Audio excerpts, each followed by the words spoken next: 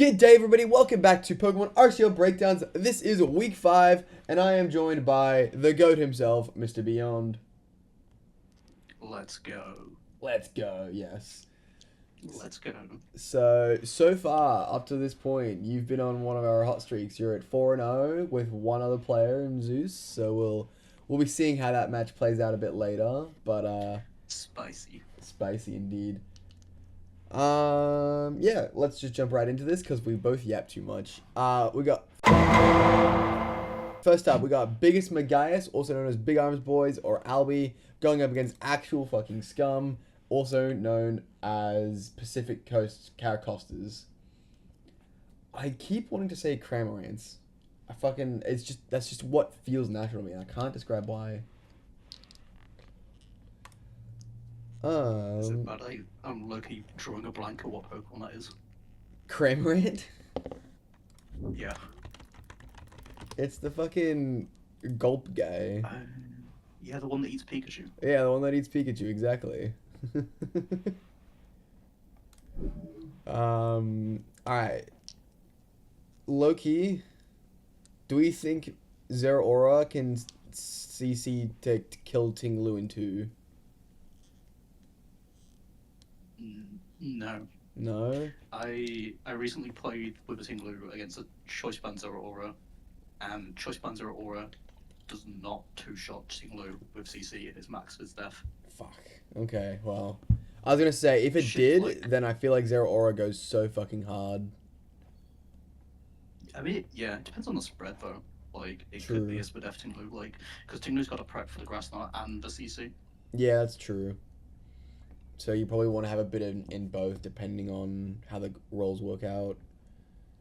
Yeah, if you've got a good Spadef wall that can deal with Zera, you can just, like, both his Death, Lou, and then have a Spadef wall deal with a Grass Knot set, but if you don't, it's kind of rough. Yeah, that's reasonable. Also, I forgot Albie's team was this fucking stupid. What do you mean you've got Deoxys, Pheromosa, Dialga Origin, and Mega Zeraora? Hello?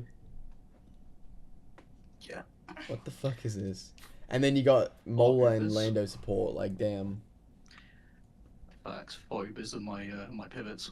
Yeah. Alright, let's get this going. I don't know what Mega Scum does. Schnitzel. Is that the shiny Tinglu? Sure is.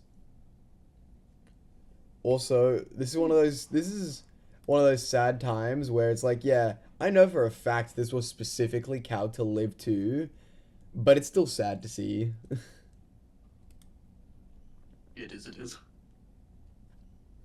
The toxic Tinglu is a sad Tinglu. Yeah. Okay, he's getting up his SD immediately. And in comes weak armor, but honestly, can this fucking break Mola or Dialga or even Lando? Like, okay, maybe it can break Mola. Holy shit, that's so much recoil and he's dead. Have you ever seen recoil be like, what the fuck was that recoil? He went from 93 helmet. I have. Like, it was like 70% recoil, right? Like, what the fuck was that? Yeah. You haven't seen recoil like that? Like, what? I've seen some Brave Birds and some Flare Blitzers on Blissies. Those are funny. Oh, yeah, I could see that too, actually. But, like, apart from Blissey, that is the most. With Rocky Helmet, because Blissy's now going to run Rocky Helmet, I think that's the most I've ever seen. I will say, I feel like he probably should have just SD'd again here. What could Mola do? Scold and go for a burn potentially, but agreed. I think it's probably worthwhile taking the risk. Yeah, I feel like one. Well, that's the thing, right? Even if you do, your Skull's not gonna one shot you, and even if you do get burnt, well, you're actually at the same attack, right? +4 with burns, the same as +2, right? Like, I think it still ends in the same result. Only you might actually kill the Mola instead of it flipping out on 6%. Yeah, that's just something that I realized at this point, where it's like, you know, low-key, Mola is weak as dog balls, and even if you get burnt, I don't think it negatively affects that much. I think if you get burned, it's like really, really rough. but maybe it's a risk you're willing to take. I think it's a risk that should have been taken, Yeah, no, I think I agree. Like, this thing is killing something if you hit another SD and don't get burnt. Yeah, Whereas it kind of just went out sad and the Molar regened up. exactly right. And I don't know. It could just be a hindsight 2020 bullshit, but I don't know. I feel like another SD would have been worth the risk here. Because you have, I think, yeah. you got 70% chance that you're fine, and then you for sure fucking kill it. I think it depends as well what the role was. It might have been a That's good role on true. killing. Was anything said in the chat? Let me see.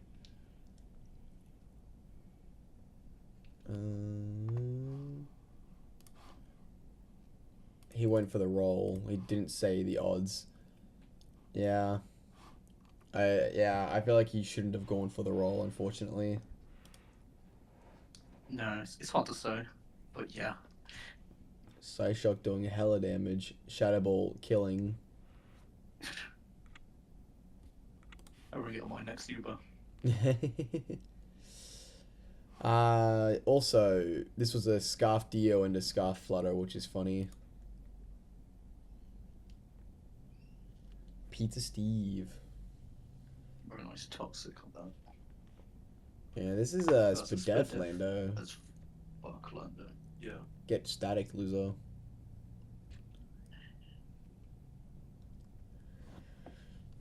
Yeah.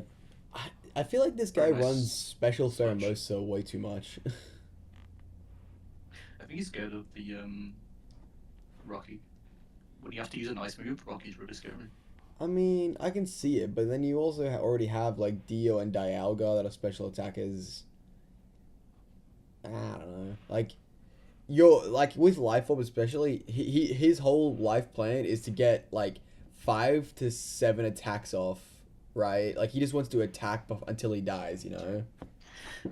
I think like the whole team's kind of mixed though. Like the only Pokemon between the four Ubers that is locked into running a specific attack stat is Dialga, because there are Deoxys and Pheromosa all That's have true. very similar attack stats on both sides. That is true.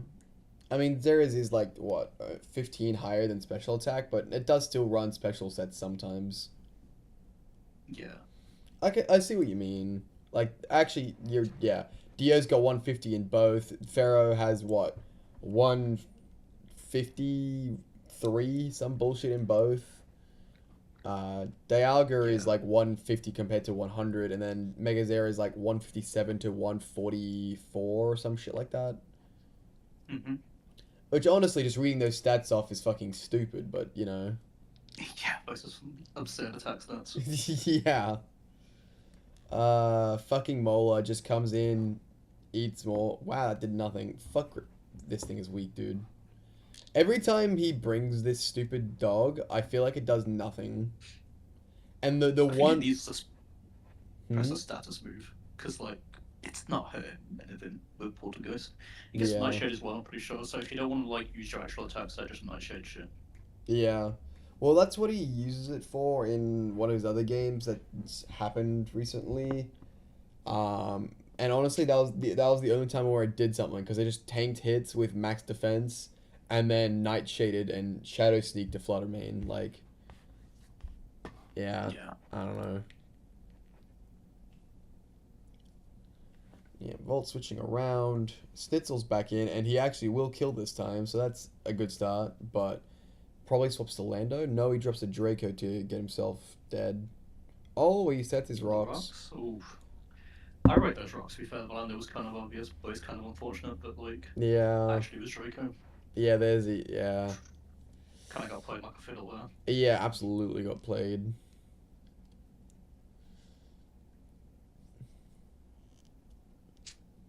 On the bright side, Pharaoh gets chipped down a little bit faster now.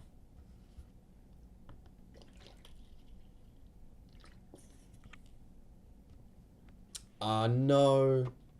I don't know if that crit mattered, but why didn't we go to Houndstone like last time? Yeah, I don't think that crit ever matters, to be fair. No, I don't think so. I don't think so attack either. stat. I mean, maybe if it did matter, I still feel like I would have done 90% minimum or some shit, Yeah, exactly. Alright, Lando's finally taken care of.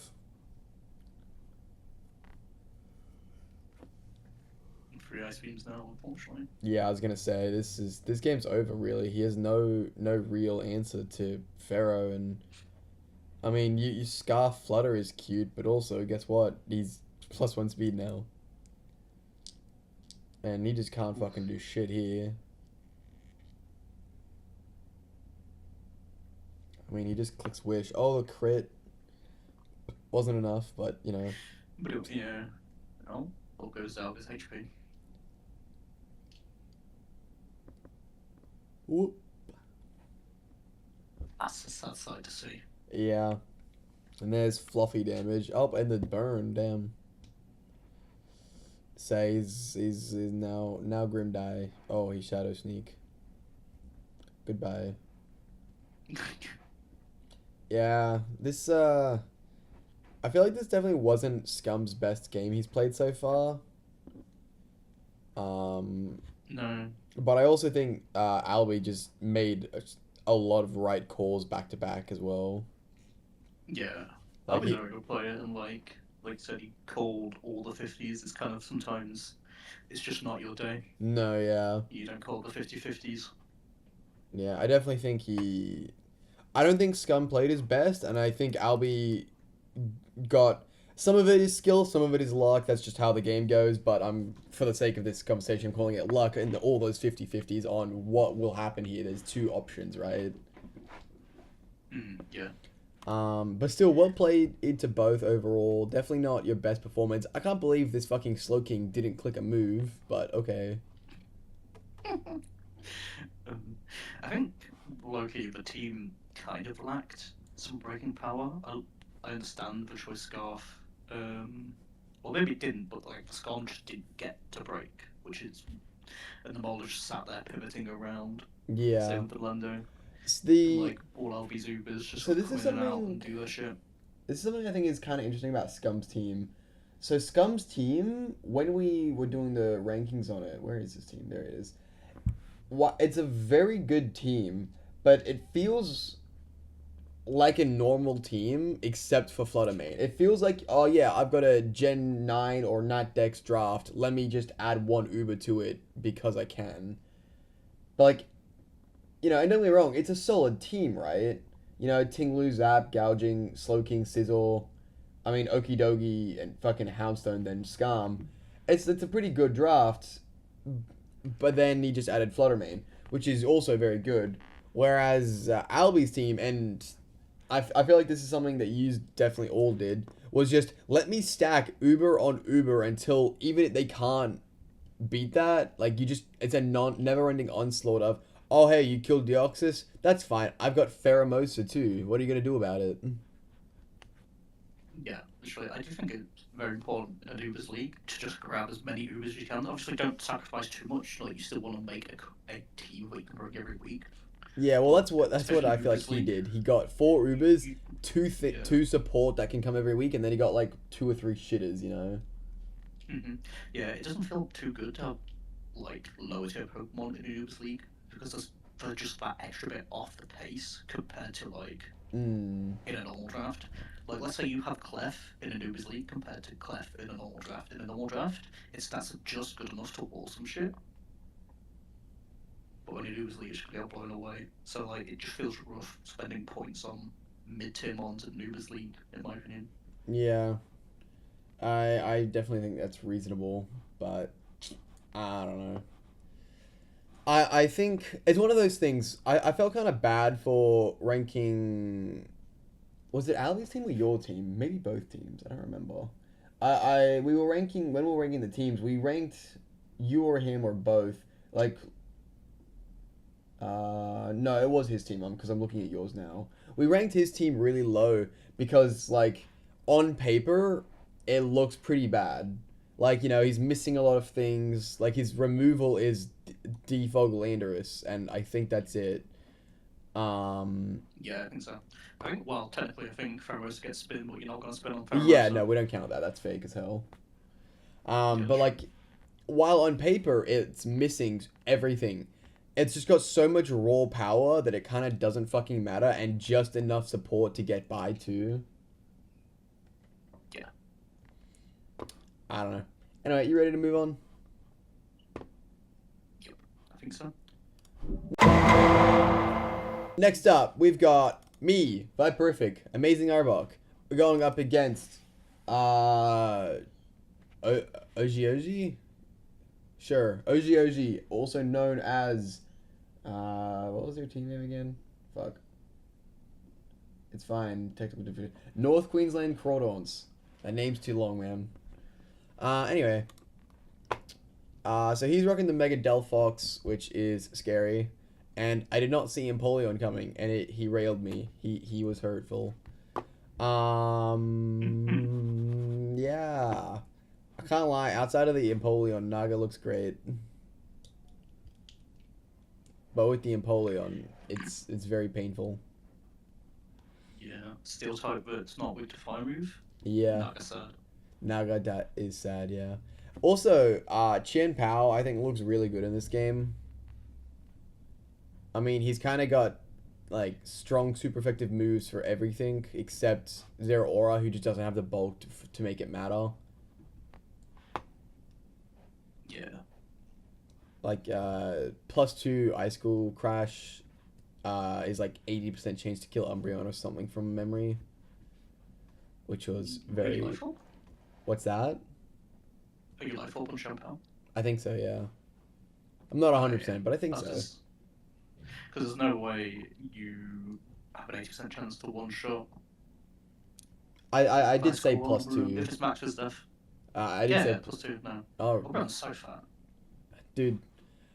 This is one of those things that I sometimes hate with Pokemon designs. You know when something like looks like they've got like a specific kind of stat spread and then they just don't? Yeah. Umbreon and yeah, Suicune being so fucking bulky is just absurd to me. Like, you mean this little fucking cat can have a literal nuke dropped on it and walk away? Like, what, dog? Actually, they really blessed it with those light spread. Yeah. Anyway, let's get this game going a little bit. I'm leading Big Dig B, preparing to drop Dracos on whoever I see, but then he leads a Penguin, and I'm like, shit. He flip turns out. I should have just dropped a Draco. But this annoying bitch is here immediately. We get the fuck out of Dodge. We go into our Pixie bitch. I'm actually really thankful they go for a Wish there and not a Toxic, because I need time to, you know, Mega Revolve and Magic Bounce. I set up some Rocks because, you know, I knew they were going to switch, but Rocks works. I don't know why I burned this thing. I will say, in case you already didn't realize, I don't have an electric move, which is because I didn't think Penguin was coming, and with the way the rest of his team was, it didn't seem, you know, all that helpful, right? You didn't think Penguin was coming into Nagandi though? I didn't say I'm amazing at this game, but correct. I didn't think Penguin was coming into Nagano. I didn't consider it. Slight misread. A very, very slight misread, yeah. Very good into Dancy and Nagano. I actually expected Tangrowth, like an AV Tangrowth set, to come over it. Or even potentially a Screamtail set. That was what I was predicting. In hindsight, yeah, Penguin's probably better. But, you know, hindsight's 2020. Indeed. But no, yeah, now that I realize how valid Empoleon is, because I can't lie, I've always thought Empoleon was mid as fuck. But, you know, now that I've seen it in action a little bit, you know what, it's alright, man, it's alright. I can see why it came. This move was really good. Flip, Roost, Defog, Rocks. Yeah, especially now that it's changed its ability to competitive instead of Defiant as well, right? Mm-hmm. But yeah, I really wish I had an electric move on this thing now, to BH, but it's fine. Anyway, so here's where the funny thing begins. So you know how I was just saying, like, this thing has competitive now? Yeah, well, it has competitive now. So at this point, I'm like, okay, well, fuck, I gotta sack something. What's the least important Pokemon? Probably Naga, because it can't break or do anything until Empoleon's already dead, so... Anyway, some funny chat. Oh fuck, I forgot. No, I will not lose to a fucking penguin. Sneck, why? I forgot. I fucking forgot. Agility incoming, no shot. I do not have any plan now. I have cursed myself. Pick one, boy. It's dead already. Stop. It's already dead. Schrodinger's Mon. And then he flip turns. all that, and he flip turns.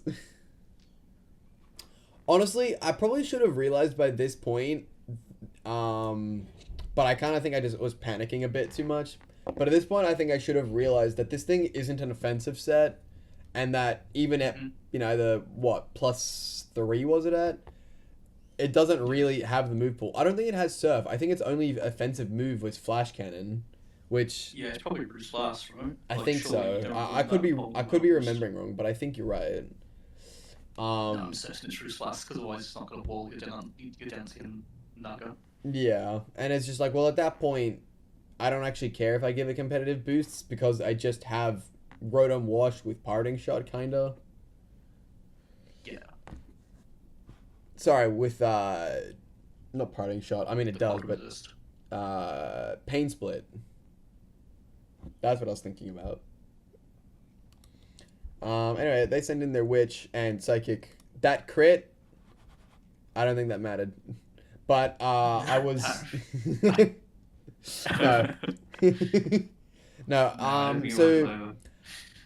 because Naga seemed useless with Penguin there, I didn't want to give him the chance to set up a sub or a Calm Mind on a swap. So I'm just like, yeah, I'm just going to hope he stays in and Calm Minds while I drop a Draco or something like that. I just didn't want to give him the free setup, honestly. So I let Big Dick B go down. Is it Spadaf Mandy or is it Mandy for someone else? What's that, sorry? Is it Spadaf Mandibus? I don't remember. Let me have a look. We love saving teams. Okay. Oh shit, yeah. So this, okay. I'm actually quite proud of this. Me and Davis worked on this set a little bit. So it's max Spadaf, 100 HP, 156 attack Mandibuzz. Nice. What was the attack do? It's to guarantee Mandibuzz 2 shots with knockoff. Ah. Yeah. I think it also, like, I think it ensures knockoff kills Goldango and Delphox in 2 each. Yeah. And that I live, like, it can handle basically either one-on-one, you know what I mean? Like, swap in, take the hit, kill back, bullshit. Anyway, I don't remember why I'm sending a Dwarf in here, but it's probably Scarfed. Oh, yeah, it's a Scarf set, I remember. Ball Breaker? Yeah, for the... Yeah, we gotta be able to Earthquake a Witch, you know. Thanks.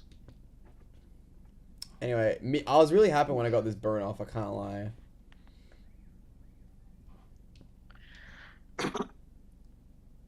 And then he just fucking Dragon Tails me. I'm like, well, that's fucking rude.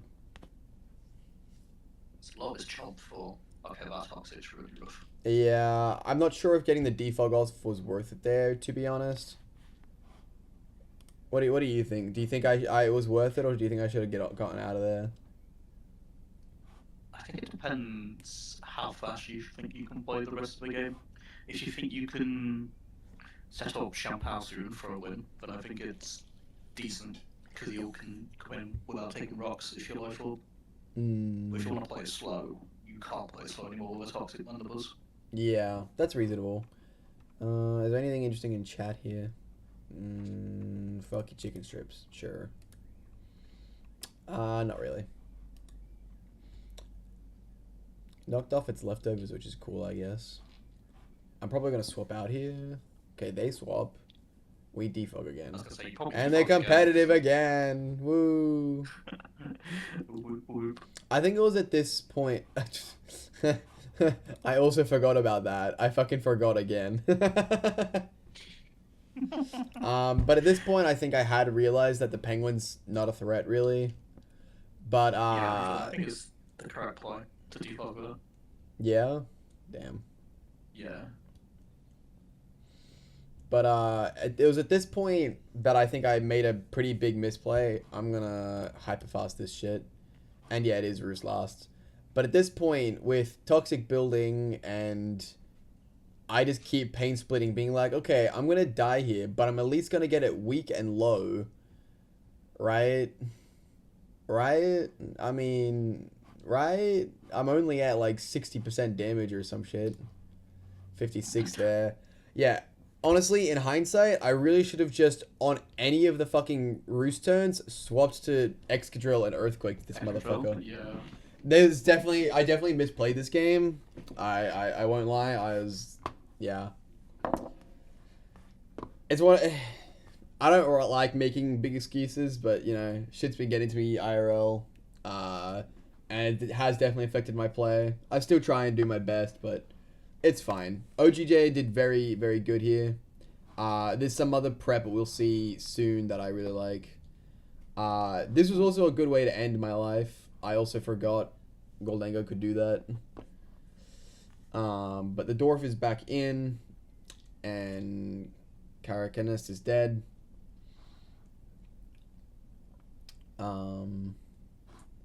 What is that even for? Everyone's at full health, basically. Oh, I got the prediction right. Fuck yeah. Not that it matters, but, you know. No. But yeah, it was somehow only fucking now that I realized he doesn't have a single water move and that Dwarf is a safe switch in. And Flip Turn doesn't count. Okay, so here, okay. I have like an 80% chance to live close combat at full health. Except I'm scarfed, so I can outspeed and OHKO it, and I'm not at full health. Except he's also scarfed. And it was at this point that I realized, yeah, this is GG. I can't beat this thing. I think Scarf Zero Aura was a fantastic bring here, and I wish I had seen it, to be honest. But I hadn't seen it in the prep. I think it's almost impossible to foresee Scarf Zero, especially when it's faster than your whole team anyway. The only reason I'm calling myself out on it, I feel, is because I've told, like, you know, Derek, like my little child student thing. I've told him to run Scarf Dio before to fuck with players who want to Scarf to outspeed Dio, right? Literally what Albie did in last game. It's the same kind of, it's all the same strategy. You Scarf your fast guy to stop the Scarfers from scarfing it. That's a sentence. Anyway. I get what you mean, although it's a lot less common for Zero because Zero's actually got decent defensive stats. Does it? What the fuck are defenses? Yeah, it's got like 80s, but F like 75 defense and like 88 HP, I think. Oh yeah, 88, 75, 80. It's not great, but it is usable. It's very good, especially given its speed, because it often gets with less than HP. Yeah, no, that's fair, Anywho, yeah, I think it's not so much that I think I should have seen it coming, but I wish I had seen the potential of it, I suppose. You know what I mean? Yeah, I get what you mean. Especially because if you look at my team, Scarf actually does look really good into my team now, right? Yeah. It stops like a Naga sweep if it's happening. It can, well, it already outspeeds Diancie, but I don't know.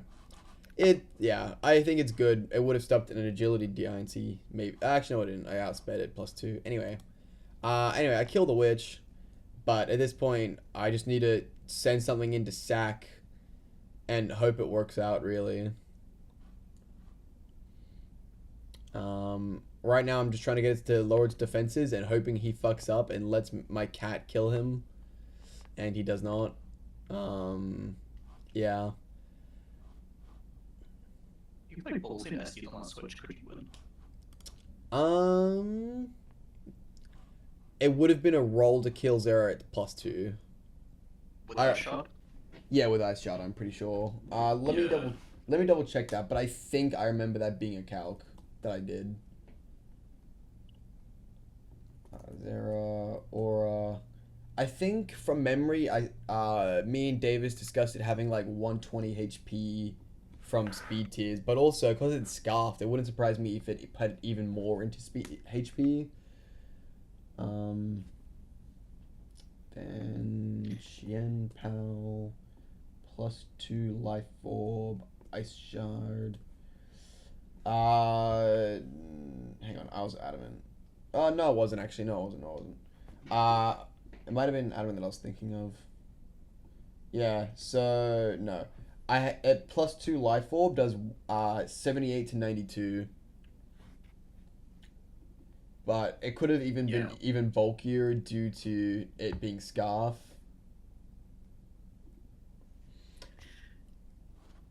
But unfortunately, probably speed troops with like Underdog running Scarf. Yeah, I'd say that's fair. I could even see it doing it to Naga actually. Yeah, that's what I was saying. It would run for free. I did it. I did it this time. Oh, so we get to see anyway. Low key, actually. Shouldn't I have done it a second time? Umbreon wasn't. Yes. Foul play. How much did foul play do? No, foul play. Probably kills. Yeah, probably, right? Foul play does 58 to 68 at +2. So yeah, +4 does 87 to 102. I'm dead. Yeah. Yeah, unfortunately. If I had rocks up, I could have still won this. But alas, yeah, praying for the crit, you know. Yeah, as well. It was a good game. Kind of hurt my ego a little bit. I did underestimate him a little bit. But I still did try my best because I knew I didn't want to get too cocky. But yeah, I definitely did not see Empoleon coming. That did really well. And same for the Zeraora. I did not see that being Scarfs, but Scarfs wrecked my shit, so yeesh. Also, poor very nice Naga. spring, like you said earlier. Poor Naga, man. How have you been finding Naga? I will admit, it's been a lot worse than I have remembered. So okay, a little backstory. My first ever competitive Pokemon event ever was the 2018 International Championships in the senior division. And Naga was on my team. Like Nice. my team core from memory. I don't remember my whole team because I've got AIDS memory and I was 14 or whatever. But my core team was Naga, Mega Metagross, and Lando T. This was back in Gen 7.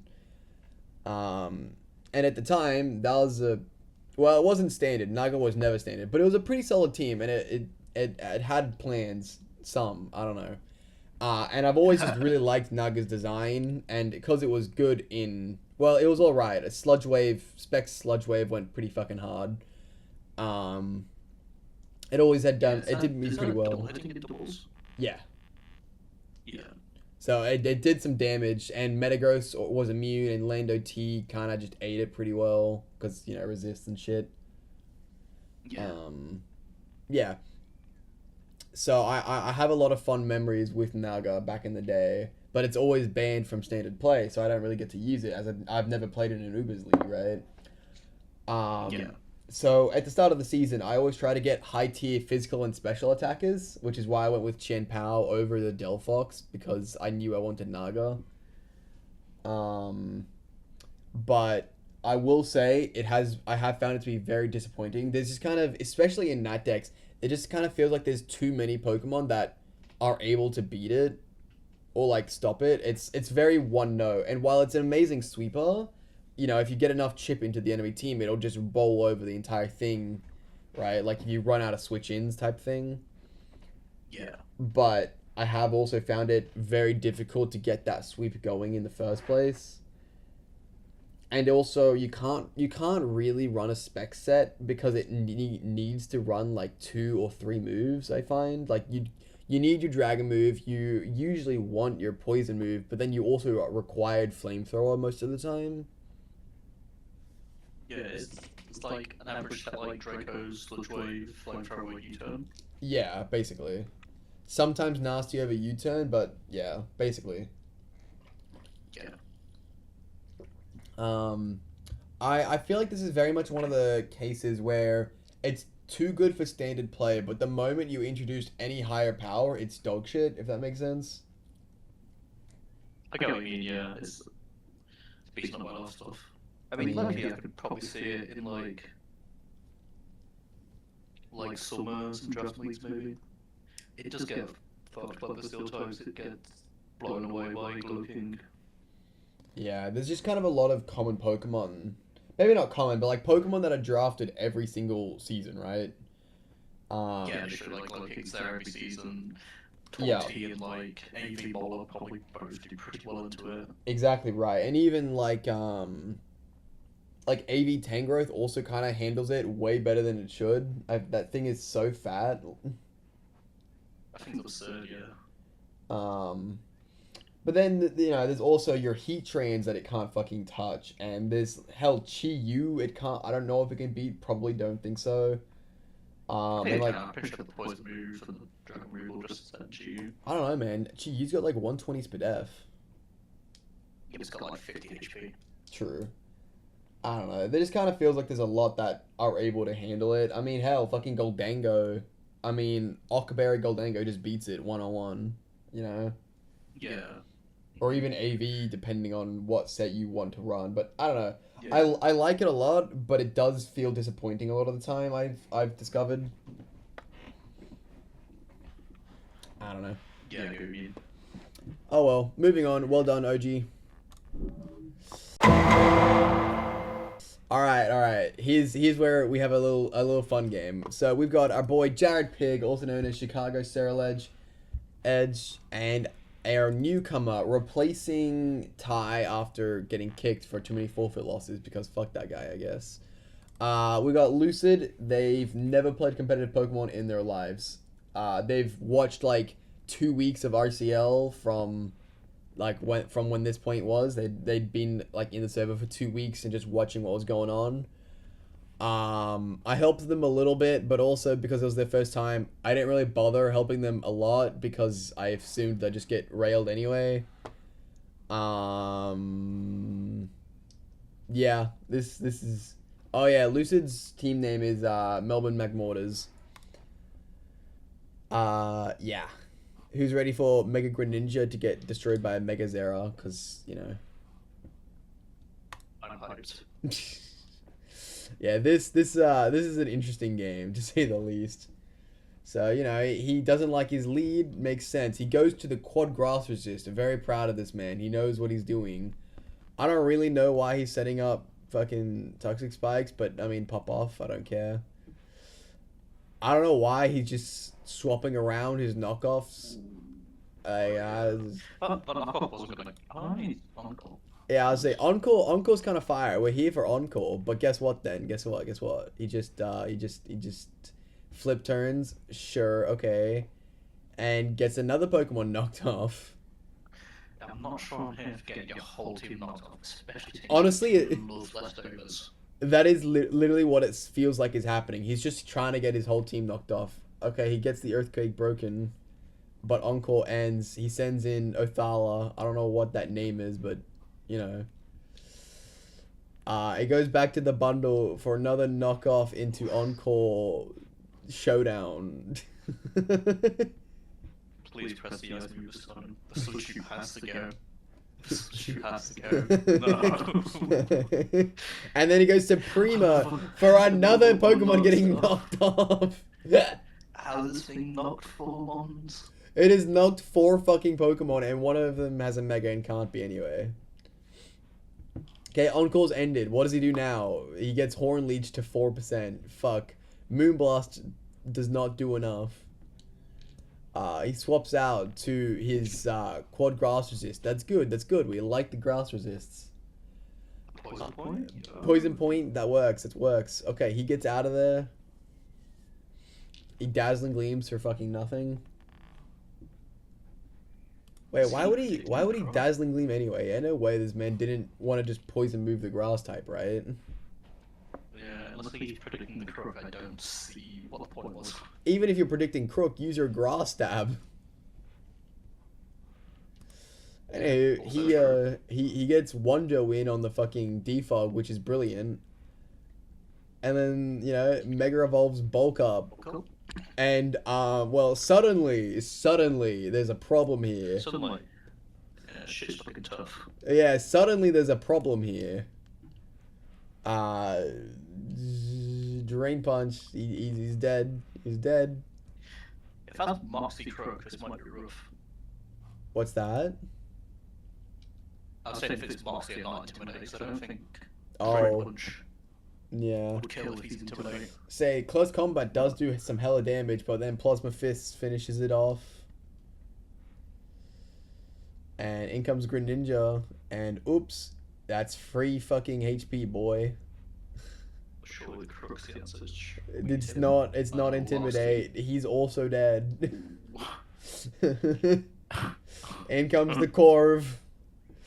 I don't know why he doesn't Plasma Fist, but okay. He just really wants to be healthy. He really wants that health, you know. That's Corv dead now. I also like it took Jared this long. Yeah, it's over. Buddy, it was over 10 turns ago.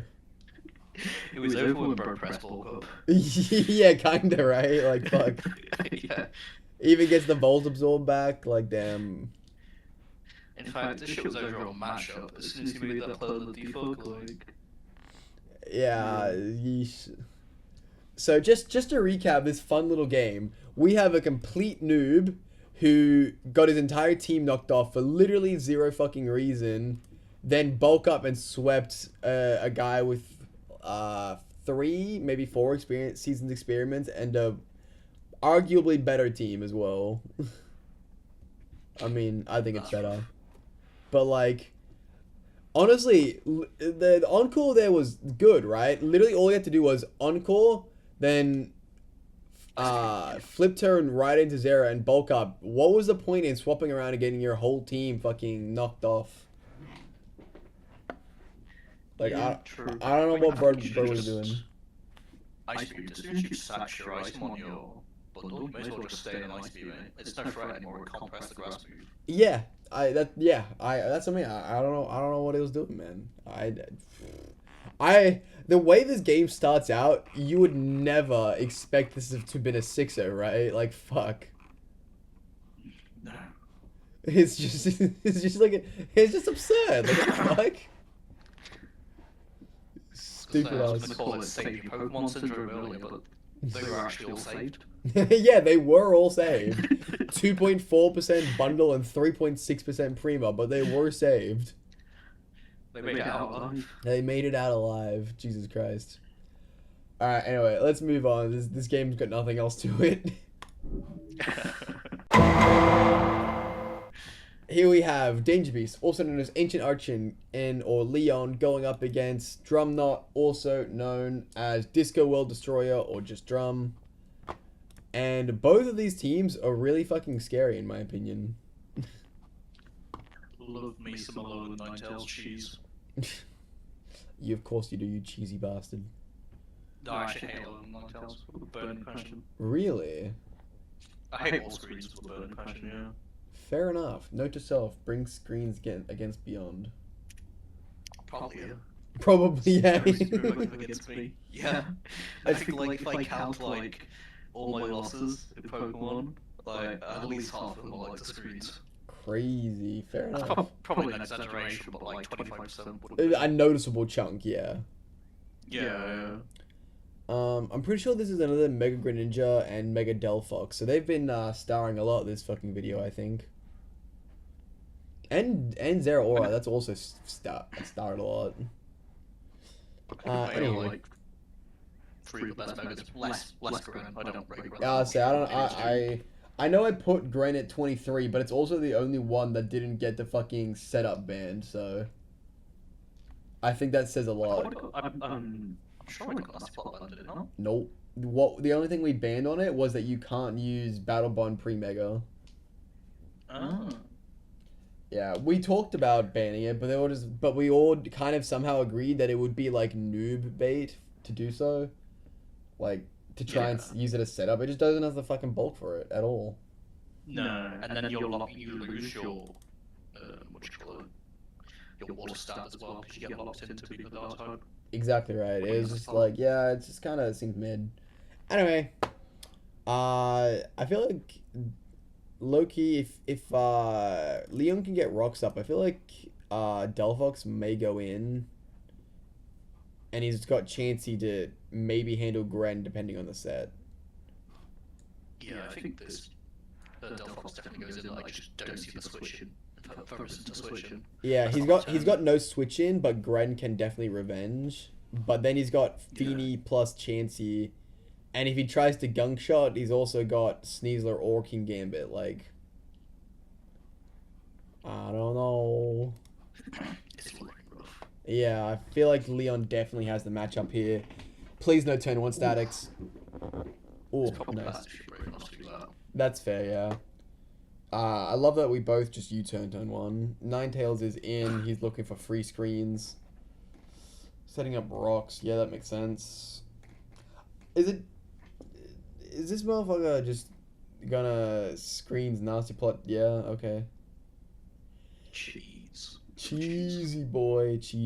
Sucker Punch does not enough. Oh, and it's fucking weakness policy. Focus Blast, bye. Okay, but yeah, now Delphox just comes in, right? Like, what are you gonna do? Yeah. Oh my god, it lives! Okay. And you certainly fucking don't. Okay. That's why you run 5 last, by the way.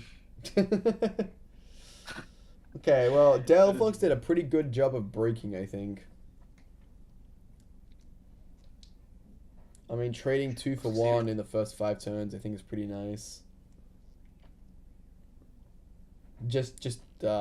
I thought he was gonna do the same thing again, but with a different Pokemon.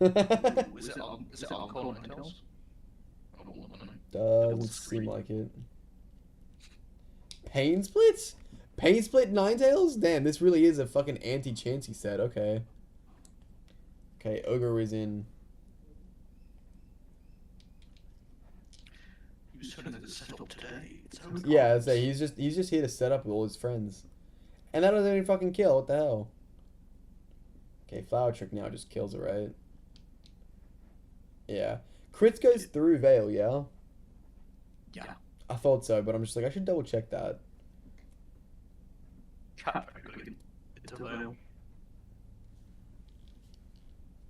Okay, he's again fucking... Why would you... Oh, wow, that did fucking nothing. How weak is Lele, bro? Or Feeny, sorry. It's like 95 special attack, I think. That's gonna be, like, uninvested then, right? Yeah, pretty sure so. It's probably like Spadef to deal with Gren. I can see that. Like, that does make sense, but, like, that still just feels so weak. I know screens are up, but that means... But, like, even without screens, it wasn't one-tapping, which feels wrong. You know what I mean? Yeah. Like, The lack of stab, like, really is. I guess so. Triple Axel. Man, fucking Masquerada went in this game, huh? It's gotten 3 kills so far. Also, not that it matters, but it's kind of funny. Masquerada there had double defense because it fucking proteined into an ice type. I'm pretty sure this is scarfed or banded, but I kind of really wish it stayed in and just did it again because it wouldn't die. Those pads, I don't think you can afford to run non-pads into Zapdos. Possibly. Although at that point, why did you U-turn, so I'm confused.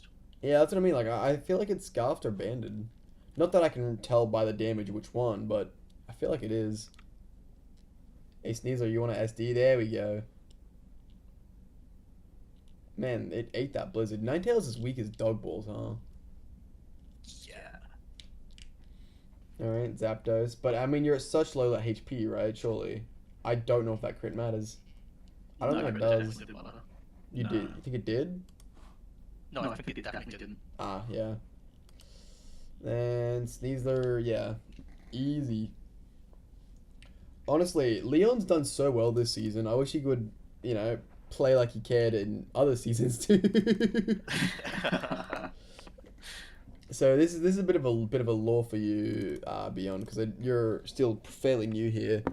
But Leon was one of the first people I ever met in the scene.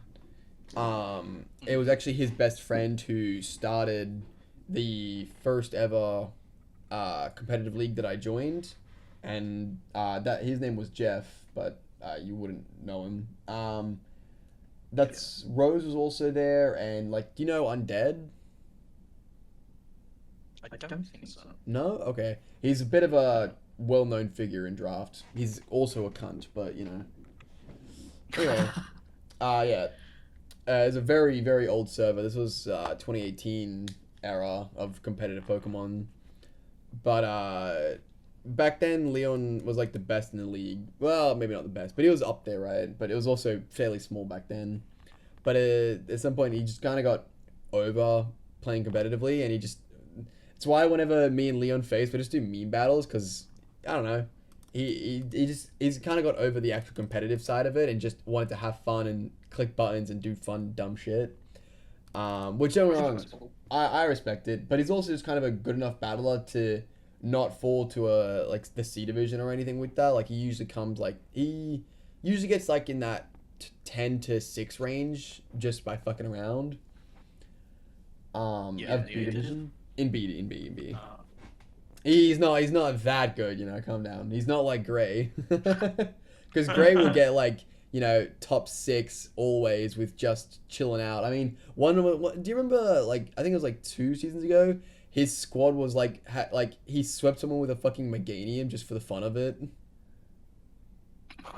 Nice. Yeah, fucking DD Meganium. Who would have seen that fucking shit coming? Regardless, anyway, yeah, but like this season, he's currently in 9th with 4 wins, 2 losses.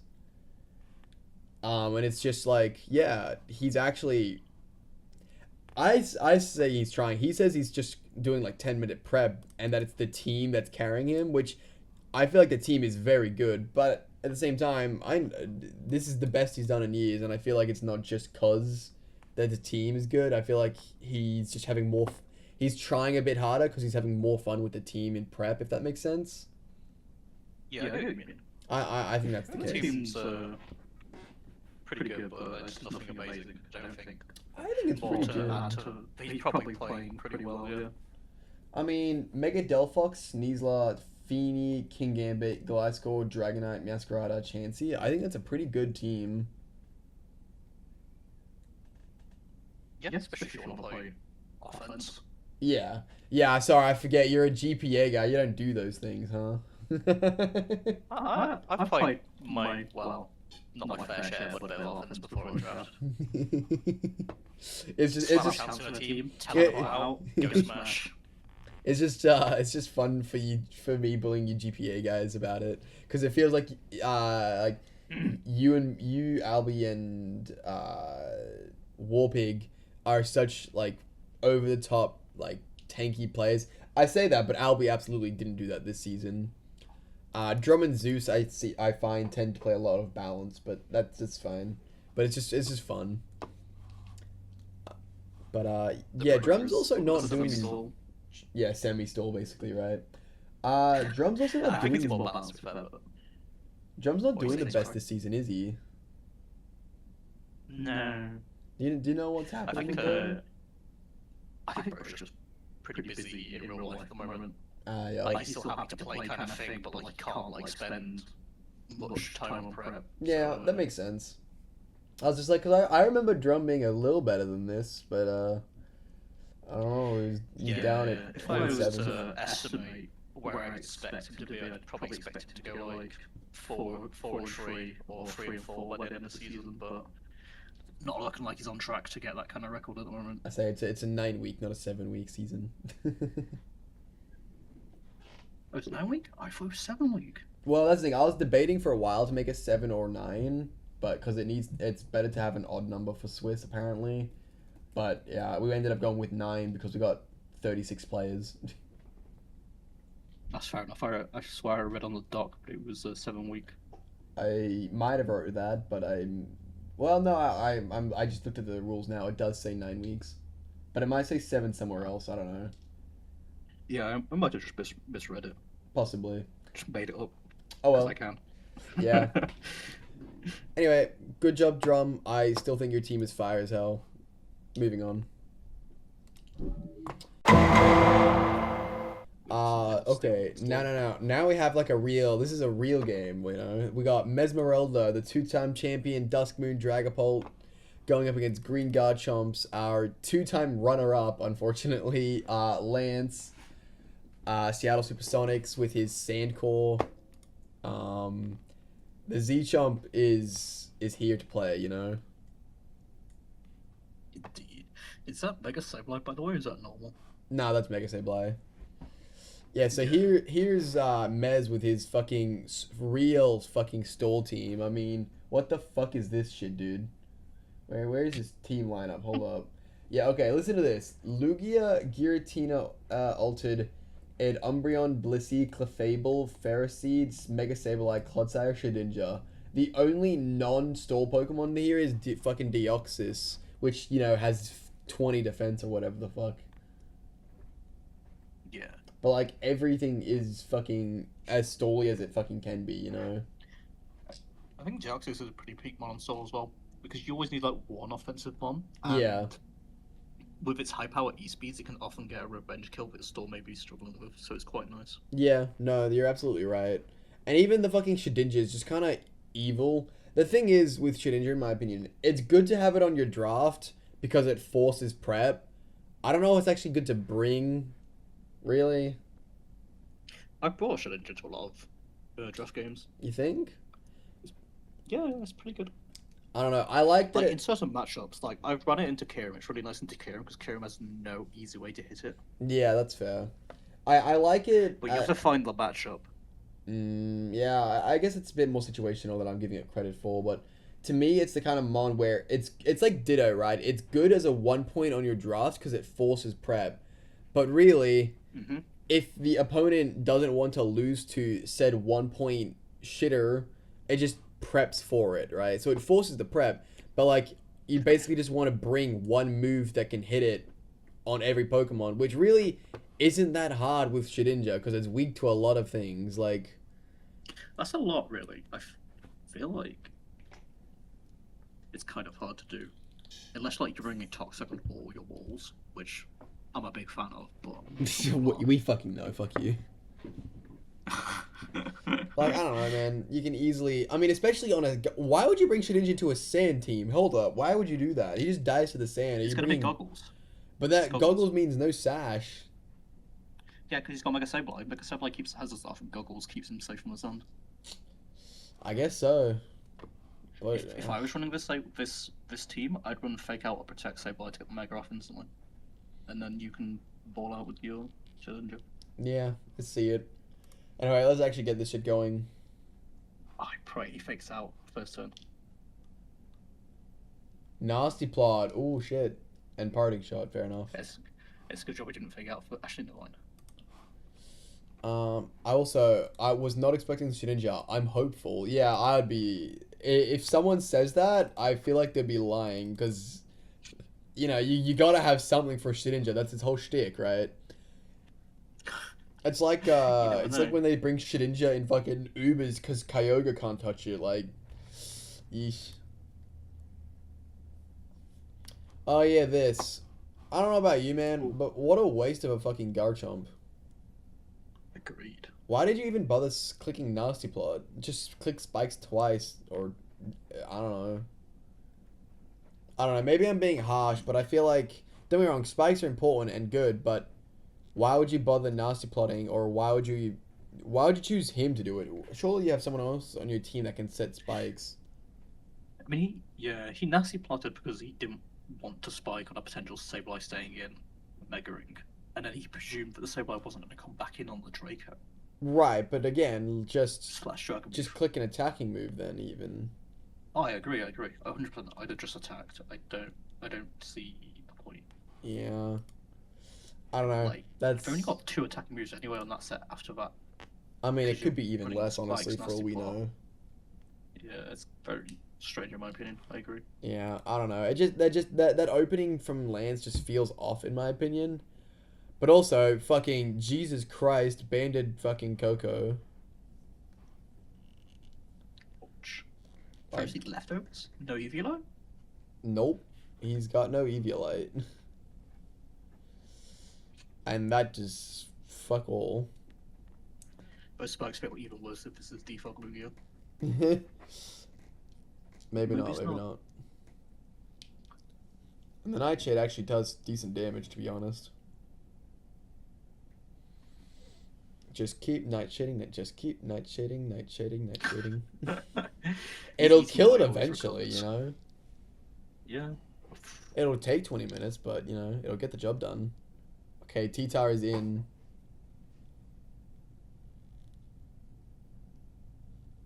Just not just get Willowed. Good job, Shedinja. Thank you. You did the Lord's work there, Shedinja. Yeah. Okay, Coco's back. Who's your Coco switching now, huh? Yeah, you got none. Yeah, I'm pretty sure this was banded Coco. Yeah, looks like it.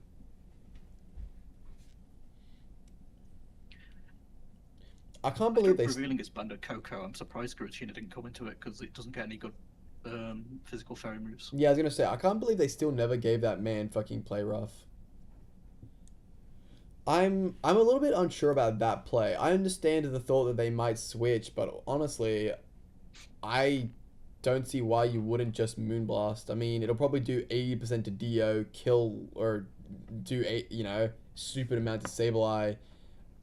It wouldn't kill you, but you know, it'd do a good chunk. And even Lugia is starting to get low. Like, it can't take two, I don't think. Like, Fez's got pretty good defense, and so I don't think Fez is scared of Giratina at all. So yeah, I agree. That's what I mean. Like, I feel like there's no reason for it to swap out and not just spam Moonblast. So I don't know if I really think the second Willow was a good play. No, I don't understand it either.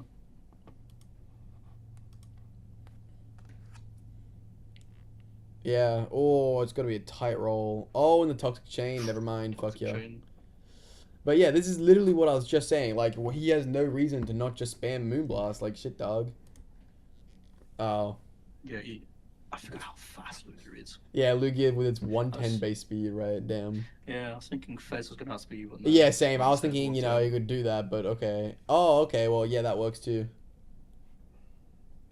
Is Toxic Chain, is that toxic or poison? It's toxic. Okay, then yeah, this is dead now, right? Yeah, Toxic Chain's insane ability. Yeah, it's stupid as fuck. Yeah. Fez is a really annoying Pokemon.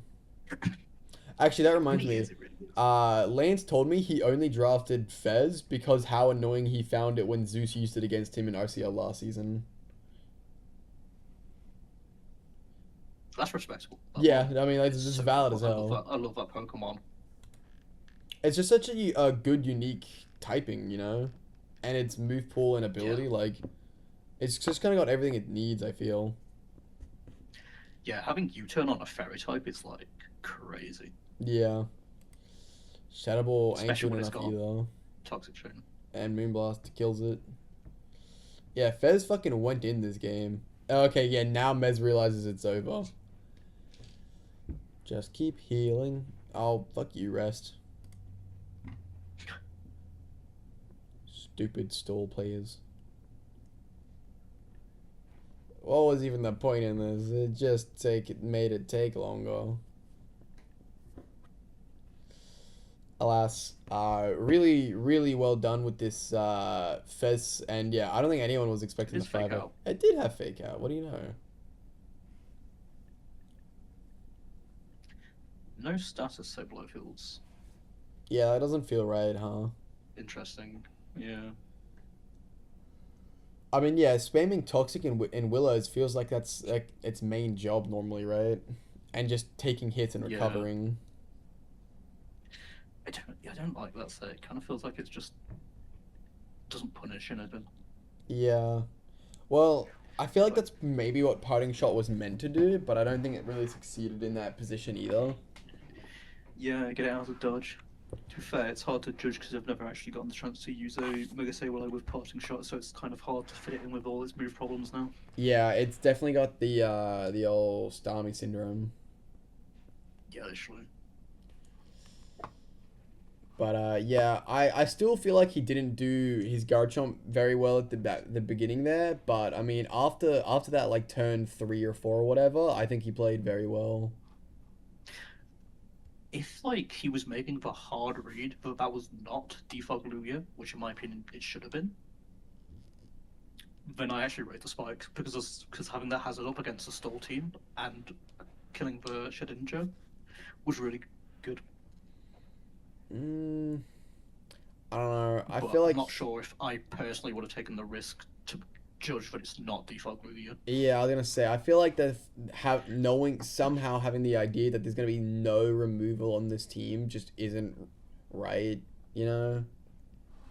Yeah. Like, don't get me I wrong. agree. I understand the importance of hazards, and it was helpful for sure. But also just Yeah. And maybe these guys just know each other so well that he just knew it wasn't going to be Defog Lugia. But then that is possible. when I wrote the play. This is one of those things that happens once you've been in a league for too long, where it's just like, yeah, we've played 20 times. I can read you, right? Literally. I've read the fact that your Lugia's greedy as fuck and it's not running Defog. That's actually what I did with my brother like this week. I called that he was gonna lead Gliscor, which is why I ran my banded Dom to one shot it rather than running the better Scarf set. I just hard read he was gonna lead it and then I would one shot it. Flybear's one shot Gliscor? With max HP, it's got one roll to, but I predicted he wouldn't have much bulk. That's fair. Yeah, I just know my fucking brother. I just knew he wouldn't run that too bulky because he's like, oh yeah, it's got Toxic Heal and Roost. What does it need bulk for? It's a Gliscor. It just fucking speed and fucking attack because he's a dipshit.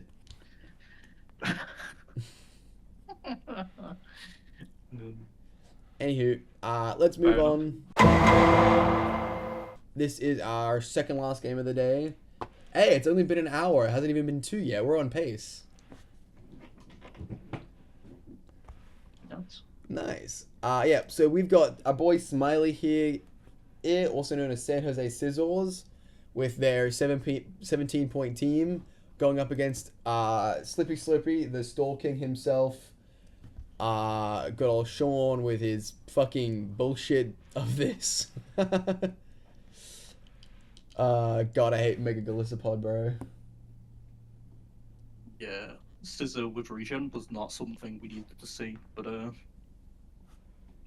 here it is. Yeah. Scizor regen and first impression. Good god. And just better stats. Yeah, well, it's kind of just sizzle, right? With first impression and regen, it's just too like who needed that? Fair, I needed that. I wanted to pick it if I could, but it went.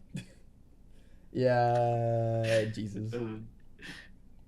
I feel bad for that Iron Moth into his Dougie. That's a rough life. What's that? Sorry. I feel bad for this Iron Moth into that Dougie. It's a rough life. I'm pretty sure it'll be Shedtail. Not Shedtail, Yeah, fucking Shed Skin. Shed Shell. Shed Shell, there we go. There's too many shedding things, man. It's so rough. You want to run booster on Moth. That's like Yeah. so good. Moth, I'm really iffy on Moth. Sometimes it feels incredible, but to me, most of the time it feels pretty mediocre. Yeah, I think it's one of those mons that really just wants to always come out last and sweep. Although I think it can do its thing if you want to run its specs. Yeah, I can see that, but I don't know, just I can't describe it just yet, but there's something just about it that always feels not quite there. It's Nagandagal syndrome. It's I've got my type, fire type, with poison and shit coverage. Yeah, I can see that. There's a lot of niche mons that'll just give it a really hard time, like Heatran. Yeah, absolutely. It's just rough. And it feels like half the draft season you just come against something that's got a shit matchup and you're like, fuck's sake. Yeah, that's kind of You see how the it's fucking- felt with my Naga. You see the Toxapex, and you're just like, fuck's sake. Yeah, it's like, Toxapex, well, shit, I go can't. away. Well, actually, Moth has fucking Psychic. Surely +1 Psychic can do something, right? Surely. Probably, but you gotta get that book first. Yeah, that's true. Anyway, let's get this game going, knowing Sean it's going to be a long one. Okay, we got the double turn 1. And spicy. okay, setting up spikes this time. And defogs away immediately, thank you. I'm also starting to realize, okay, this might sound weird to you, as you're a Natdex player more so. But as a Gen 9 player, I forgot how much validity there was in just setting up hazards to force your opponent to defog while you do something else. Yeah. Because I feel like it that's should- that's not really a thing much anymore in in Gen 9 or even in Gen 8. I don't really remember it being a thing, but I do recall it being a big thing in like Gen 7 and 6 with Natdex or even modern day Natdex apparently. But it's just kind of still out there for me. Why does it happen less so in Gen 9, do you think? Is it because Well, it's just because you defog. don't have as many good spinners, or is it because... Well, defog's kind of Everything's non-existent running anymore. Spinners are usually on the more mid side, and Yeah. just most things will just run boots and call it a day. Like, there's just not as much validity fair. in bothering with hazards anymore and you have multiple Pokemon. Like, there's been times where I've seen like people use like 4 or 5 boots on a team, and it's just like. I mean, I can see the idea. I'm not a big fan of boots myself, but it's just generally... I don't know. I couldn't tell you. It's just not really something that you see much in the meta anymore, I find. That, like, as I said, so I you kind of think, just like, forgot they it was just a kind thing. of... They just accept the hazards and move on, and they try and play aggressive enough to, like, make use out of the free turn they've been given by them setting up the hazards. Yeah, basically. I mean, Gen 9 is a very, like, offensive metagame, right? Yeah. No, it makes sense. Yeah. Anywho, let's continue.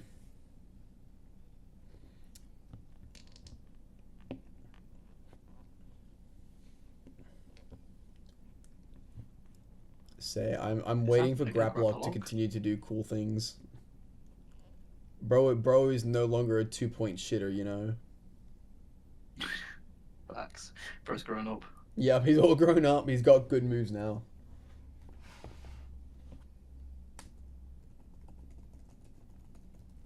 Irrespective of all U-turn, can't risk the Clef just teleporting into the W. If he's not Shed Shell. Okay, now here we got the fire tech, guys. We got fucking Octo Lock to lock in Clefable, Soak to make it non-resist, and then Storm Throw to do damage. What fucking crazy tech is this shit, dude? What kind of tech is this, dude? What the fuck? Holy. Like, what the fuck? You know what I'm saying? What? Who thinks of this? What the fuck is this? This is disgusting. Two of those moves existed.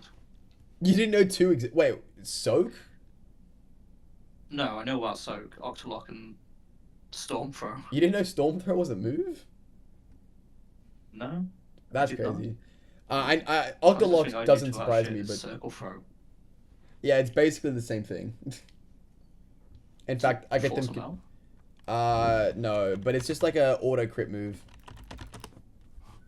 Hang on, let's get this up. 60 base power, auto Educate me. crit, blah blah blah. Yeah, but now that it's got technician, it gets boosted, so it goes to 90, then crits, goes to 135 plus stab. I can see why that's strong. Yeah. Yeah, it's quite strong now. When was this movie even introduced? Gen 5. Who the fuck ever got it though? Oh right, Throw and fucking Pincer. All right. See, that's why this move's unknown, because it's used by Throw and fucking Pincer. Yeah, literally. Throw and Pincer are the only guys to learn it by level up. And even TM, it's like almost no one, right? Yeah. And these are all. Basically, It only became a everyone. TM and ZA, right? Like, so it's brand new still. Yeah. But yeah, this is definitely brought our boy Graplock out of the depths of hell. Octolock is well, as the name would suggest, locking move. But the thing that is crazy about it is that it drops the defense and Spadef every turn, which is crazy, right? Yeah. If I feel only like- if only it was on the bulkier Pokemon, to be honest. Well, that might 8-hour Moonblast is all I'm saying. I guess it was no longer stab. But, Yeah, non-stab. 51? I mean, yeah, 51%. And then just fucking Storm Throw bonk, like Jesus fuck. This is one of the like most insane things I've seen in a while. Like genuinely. Yeah. This Even the man himself was a. yeah, even fucking Sean was like, holy fuck, you know.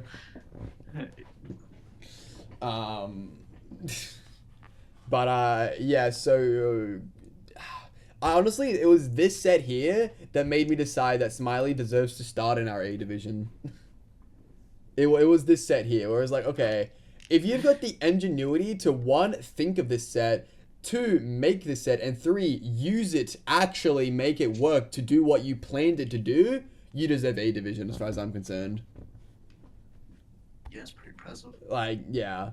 That, like, don't get me wrong. Most players have cooked up some kind of set like this, but to cook it up and have it actually work in game, I think is wildly impressive. Because, like, I've done some crazy shit, but often it fumbles for one reason, or like my op doesn't do what I want them to. Kind of like, do you remember my fucking Dragon Dance physical Naga to kill Fluttermane with Zeus? I do not remember that. No. Fuck, okay. I brought Life Orb, Dragon Dance, Poison Jab to kill Fluttermane. Nice. What? But Does he, that thing's up base attack start? like, 73. And look, the calc said it worked, but the issue was he didn't go into the Fluttermane, so it didn't work. Anywho, enough about me. This Graplock is insane. It's also dead now, but like he did his job. Who gives a Yes. fuck? Well done. Back, claps down. Also, Each low-key, one- I could have seen him not bring Grassy Surge just to not help Pex and Gallisopod, to be honest. I think at that point you just don't bring Rillaboom. You think? I feel like it still has like usability with Dugtrio, and even like high horsepower will probably be helpful with Loki. A banded or like expert belt Rillaboom, I feel like could go hard here. I think he's just fodder into Mega Gliss. He's never doing more than regen. That is true, but that's why the U-turn's there. But no, you're right. What else has he got on his team? Is there anything else that I think he should have brought over it? Okay, hang on. The team that didn't come was Iron Crown, Florges, Regieleki, and Cofagrigus. Honestly, I think a Future Sight Iron Crown with a Keldeo would have gone really well. You can set up a Future Sight with Iron Crown, get Keldeo in if they want to switch into Toxapex, but they can't because the Future Sight's in the air. yeah. Yeah, I can definitely see Florges coming. Alas. Sorry, not Florges, fucking Crown. He ate that Fire Blast. Bye-bye. More Toxic from the Toxic King Gliscor. I'm pretty sure this was a spec set from memory. Also, fuck yeah, Earth Power boy. So this is the second time that Sean's been fucked up by a ZA move that he didn't know existed. Looking at you, Blaze Kick Staraptor.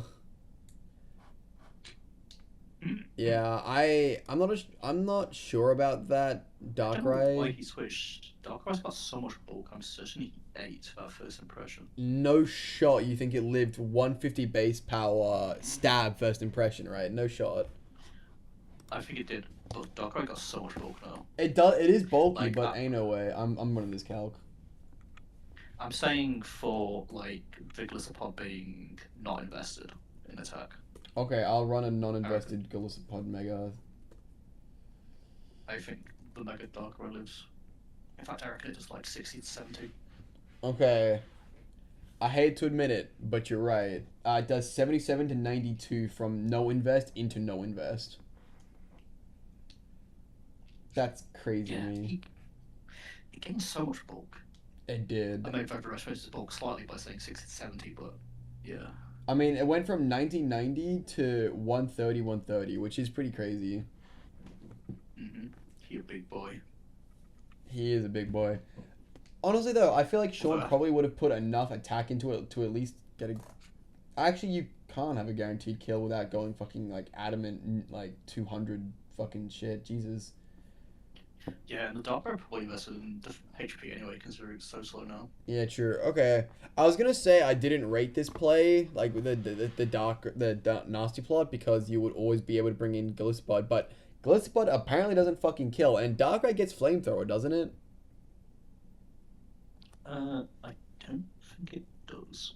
Damn. Well, why wouldn't it? They gave it Ice Beam and Thunderbolt. Why not? What the fuck? That's right. It's got its Dark Aura ability, so like the Dark Balls might have just killed Loki if you run modest. That is possible. It gets Will-O-Wisp. Doesn't look like it gets Flamethrower. Why does it get the other ones but not Flamethrower? What the fuck, dog? Yeah, the only fire moves it gets is Sunny Day and Will-O-Wisp.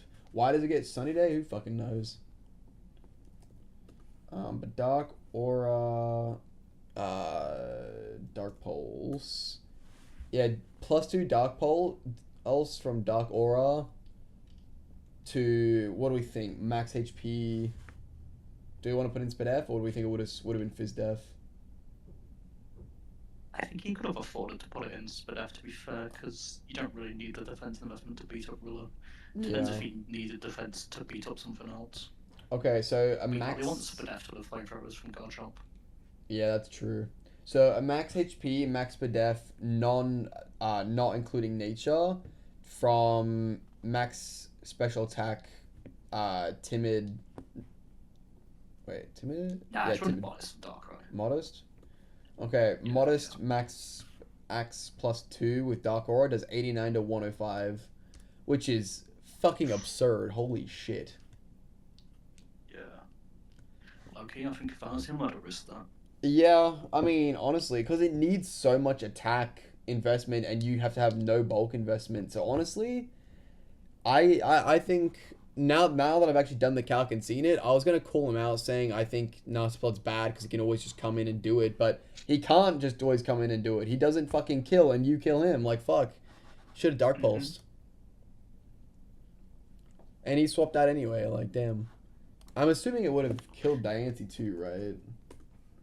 Fucking not even close. Diancie resists because it's fairy. I know it resists, but I feel like I still would have done something stupid, but not even stupid. It's not even it's 3-hit. But it probably... Diancie's got 150 Spadef. Oh, fuck, I forgot how stupidly high that was. Yeesh. Okay, you didn't get that call right.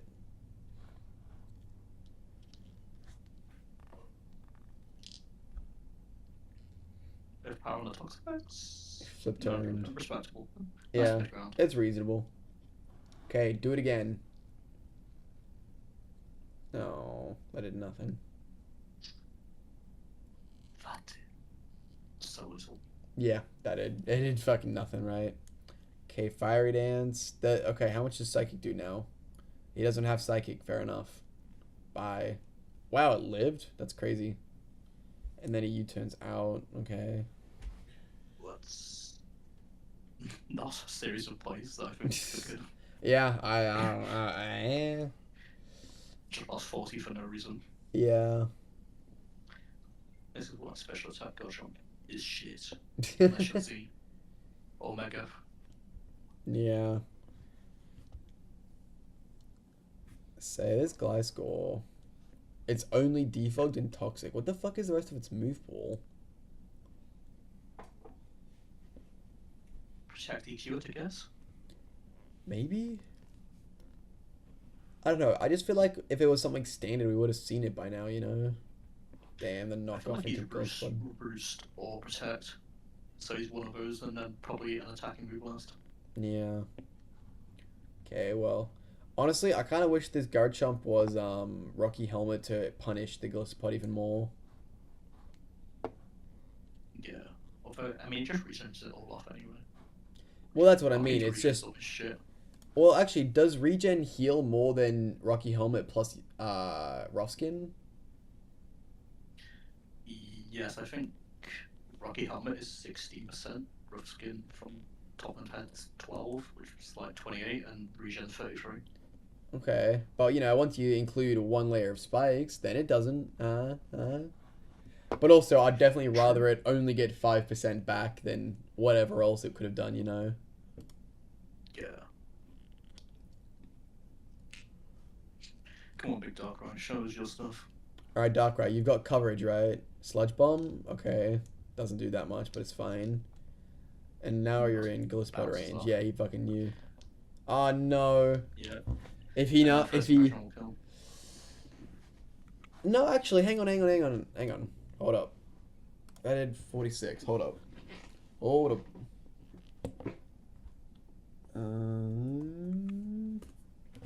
Yeah, he could have Dark Pulse, because the last Dark Pulse did a 20% of his Diancie. No, yeah, so yeah. The one with...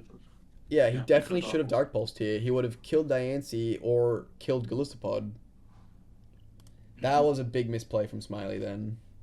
That may have cost him the game, really. Yeah. That was a huge misplay in my opinion. Very bad. Because Dark Pulse is just free. There's a shit no switching. This is also why I feel like Rocky Helmet would have been better. So he's getting killed here back in on another defog. Earth Power, damn. He can't break this fucking Toxapex, bro. No. He's always going to go Toxapex on that turn there because it's full HP, so it's free as fuck. Okay, so it only did 40%, so it wasn't going to kill.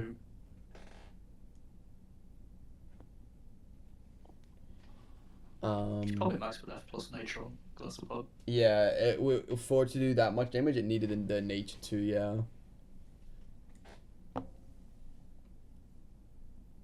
Okay, did he ground? He did ground move. See, this is I'm not sure if it worked. I'm assuming it didn't based on the damage, but I would have really liked it to have worked. Having the Keldeo not be spec but be expert belt.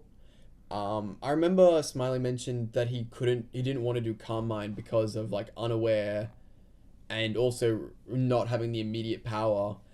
But with just the way that his team is designed, with specs, you kind of just can't spam any move, I feel. Yeah, specs is awful into regen. Okay. Yeah, that's what I mean. Like, I feel like if expert belt with maybe more investment, if it's not max invest, could 2-ko Toxapex, then I think you should have done that. If it didn't, I understand why you didn't, but I really feel like expert belt would have been really helpful here, or maybe Life 4, but you also don't want him to just dance around you while you kill yourself, you know, especially when you're toxic too. Yeah. I mean, low-key, I think maybe you just go for the CM set. I know he was saying, like, he didn't want it because of what work left, but if you're bringing this Grabbox set, like, I can see you just that. take a risk and say, I hope I kill the Clef. I can see that, yeah.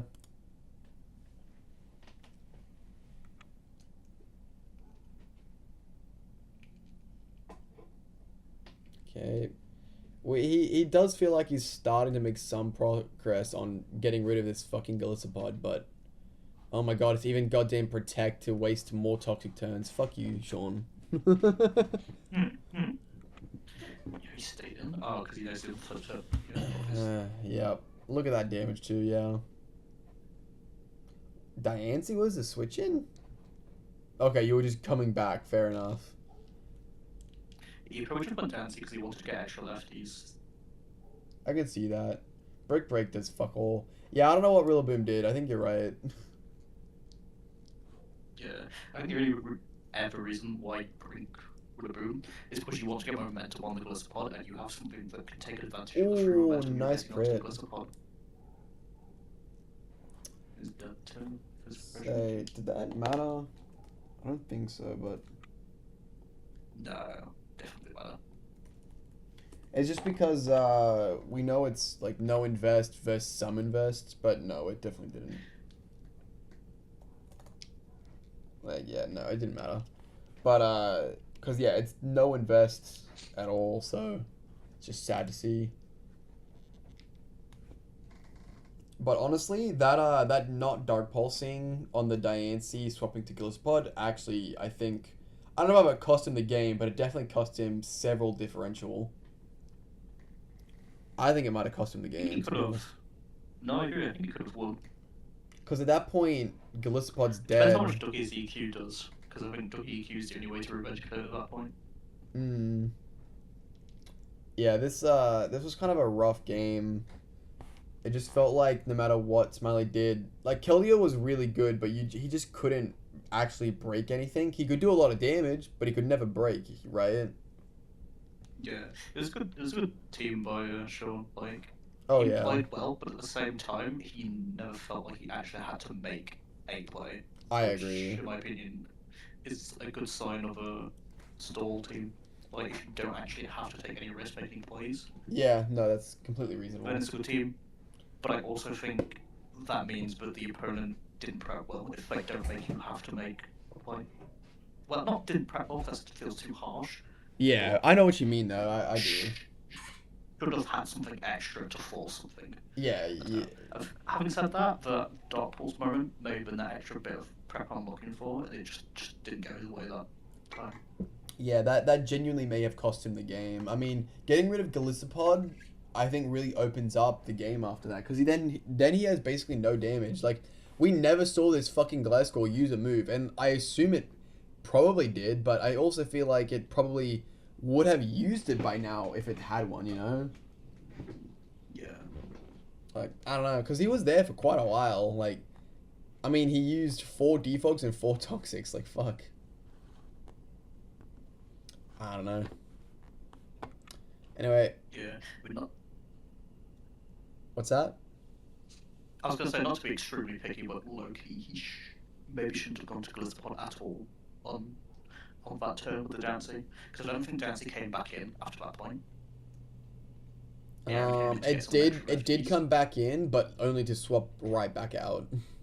Yeah, and knowing the fact that Dark Pulse kills gives him a free press on that Dark Pulse, and that Dark Pulse would have killed him on the Gliscod. But it's extremely picky, but if I'm him, I'm stacking that Dancy in that situation. No, yeah, then this is okay. This is exactly why I like having ADIV players when it comes to these more serious games. Because, no, yeah, you're absolutely right. As much as I do, especially with the cross divisional, I'm trying to find a bit more of a balance between, oh, look, funny B-div do dumb thing, and also trying to have, like, wow, this ADIV player did really well here, but they could have potentially found a more optimal play doing this. And unfortunately, I'm not that good. I know, shocker to everyone. So this is why I like having other high-tier ADIV players that I can confer with, because you're absolutely right. Smiley did fuck up by not going for the Dark Pulse. I'm good enough that I can see that play, but you're also completely right. It would have been more optimal for Sean to just sack Diancie off here. It had basically, like, you're absolutely right. Had he gone for Dark Pulse, it could have cost Sean the game by doing that Gliscod swap. Yeah. We didn't see the last move on a Darkrai, did we? No, we didn't. He could have been soccer for the Dougie, so actually it could have been game over potentially. Because I think with the Dark Boost, and I think he got 120 attack on that. Dark Yeah, well, fucking. Yeah, the fucking. I think this might be the strongest Sucker Punch in the game now. Because of Dark Aura. Other than King Gambit when he's got lots of stats from Depot. Yeah. I mean, like without boosts. Yeah, off base, yeah. Because I know before it was Hooper Unbound, I think, or Adaptability Crawdaunt, but I think with Dark Aura, it might be Dark right now. Can those Pokemon get Sucker Punch? I think so. Maybe not Crawdaunt, but I know. Oh wait, I'm thinking of knockoffs, not Sucker Punch. Duh. I have no idea what the strongest Sucker Punch is. Then never mind me. Anyway, yeah, probably is the strongest Sucker Punch, but yeah, I think it probably was Sucker, and I think it could have won him the game had he made that play. So unfortunate, but well done. This game, yeah, yeah. Moving on. Next up, we have our finale of the who can go undefeated the longest. we have our boy here, Ooga Booga, also known as Beyond or Zigzagoon Goon Group, going up against Zeus Kyurem, also known as Manchespin City or just Zeus. What are your thoughts? This is your game, good sir. I felt really bad about bringing this Tusk because he's got a really shit matchup. But like I had to bring it because this is my only form of removal. The only thing it really feels good about is going into the treads and potentially killing off not Dancy, sorry, Ordino. But than that, it felt like a waste of a slot, but I had to because it's my only removal. Yeah, I see what you're saying. And this, kids, is also why we pack at least 2 removal Pokemon. But, some people get greedy. I was very scared of his Staraptor as well. Yeah, Staraptor's low-key a fucking threat. From the calcs I was doing, I think that thing could 2-shot Molar without hazards. Really? Wow. Not Yeah, that many Pokemon can do that without setup, you know? No. That thing's very strong and very scary. Yeah, Jesus Christ. I was low-key terrified of that thing in this matchup. Yeah, I don't know, dude. Let's get this game going for you. I don't know why his name is Dojo. Yeah, Slowking, one of those Pokemon we were just saying how they just kind of beat Naga. Bye. Yeah.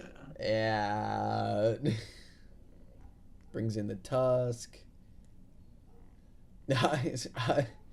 Hello, past Don fan. Let me set up some rocks. Hello, future Don fan. Let me set up some rocks. Fucking Rapid Spin. If you also Rapid Spin, I swear to God. Okay, your Earthquake's good. I really didn't like that play by him. Him Rapid Spinning, you mean? Yeah.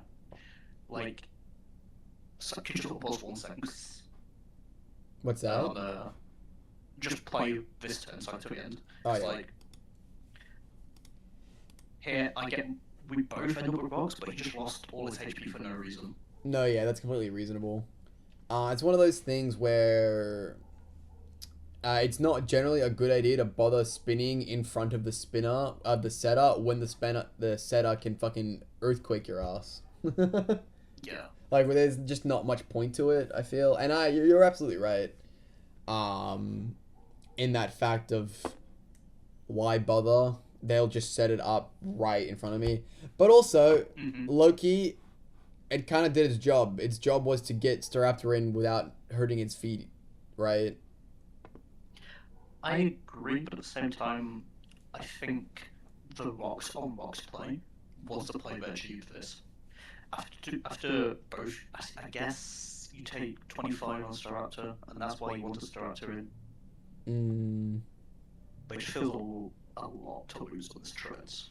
I agree. I mean, what was it, 80%? Sorry, 60 plus Rocky Helmet, but he didn't know about that. But yeah, no, you're absolutely right. Getting Iron Treads chipped so far down so early really puts a whole lot of defensive backbone, it feels. But he's also got Wish Ordino, so maybe he's fine. I also thought he might have gone for a on spin. I could see that, yeah. Which could have made it even worse to an extent because he'd lose 80 on that, and then potentially my Tusk is faster than this Staraptor now. Yeah, no, that's fair. That's fair. Knock off. Okay, yeah, good call. Fuck your Rocky Helmet. I low-key think you just broke that personally. Am I right in thinking Staraptor's ability is reckless?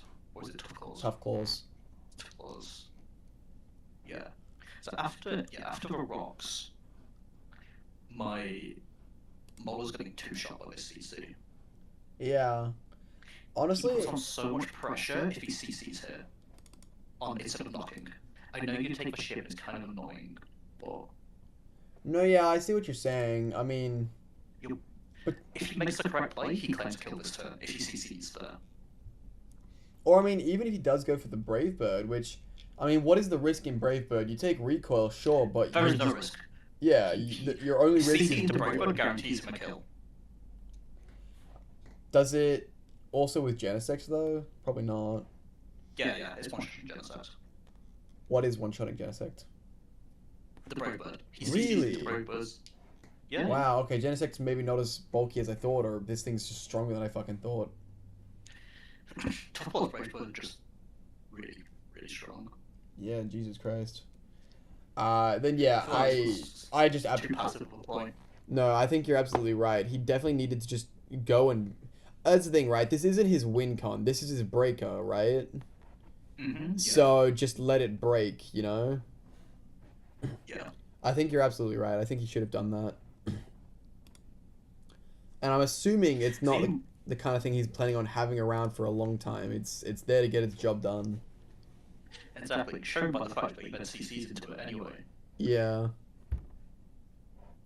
And now you force it out, yeah.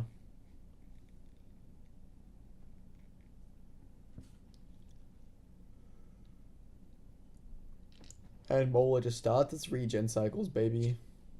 Yeah, it's the kind of downside of all do you know is give the Momola this free region, although not for free with the Rocky Helmet. That's actually some nice Rocky Helmet punisher. Yeah, for sure.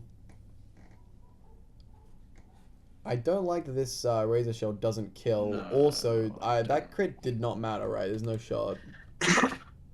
Yeah, no shot. Yeah, I don't I know think if he should've sacking your run Samuro like that is the Yeah, I play. think he should have run Surf Loki, Surf next. I could see that too, yeah. I think he needs physical water moves from my team. He can, if he wants to hit my team on the physical side of that thing, he can just press Ceaseless Edge. Yeah. The only reason I could see bringing Razor Shell over Surf would be for Florges, but even then, Florges just... I mean, its only damage output is your Samurott. It can't really do much to fucking anyone else, except... Oh, maybe Staraptor too, right? But Brave Bird definitely just kills it anyway, so... Mm-hmm. I definitely think... Did Surf didn't kill there either, though, right? No way. You can invest the kill, I'm pretty sure. Like... Probably, yeah. Or at least kill after Rocky Helmet. But I just feel like this was kind of a waste of a Samurott. Because... I agree. I mean, you did, what, 40% something? Plus Rocky Helmet. Mm-hmm. And you just died. And that crit didn't matter, I assume, yeah? No, it didn't matter. Yeah, I don't think so.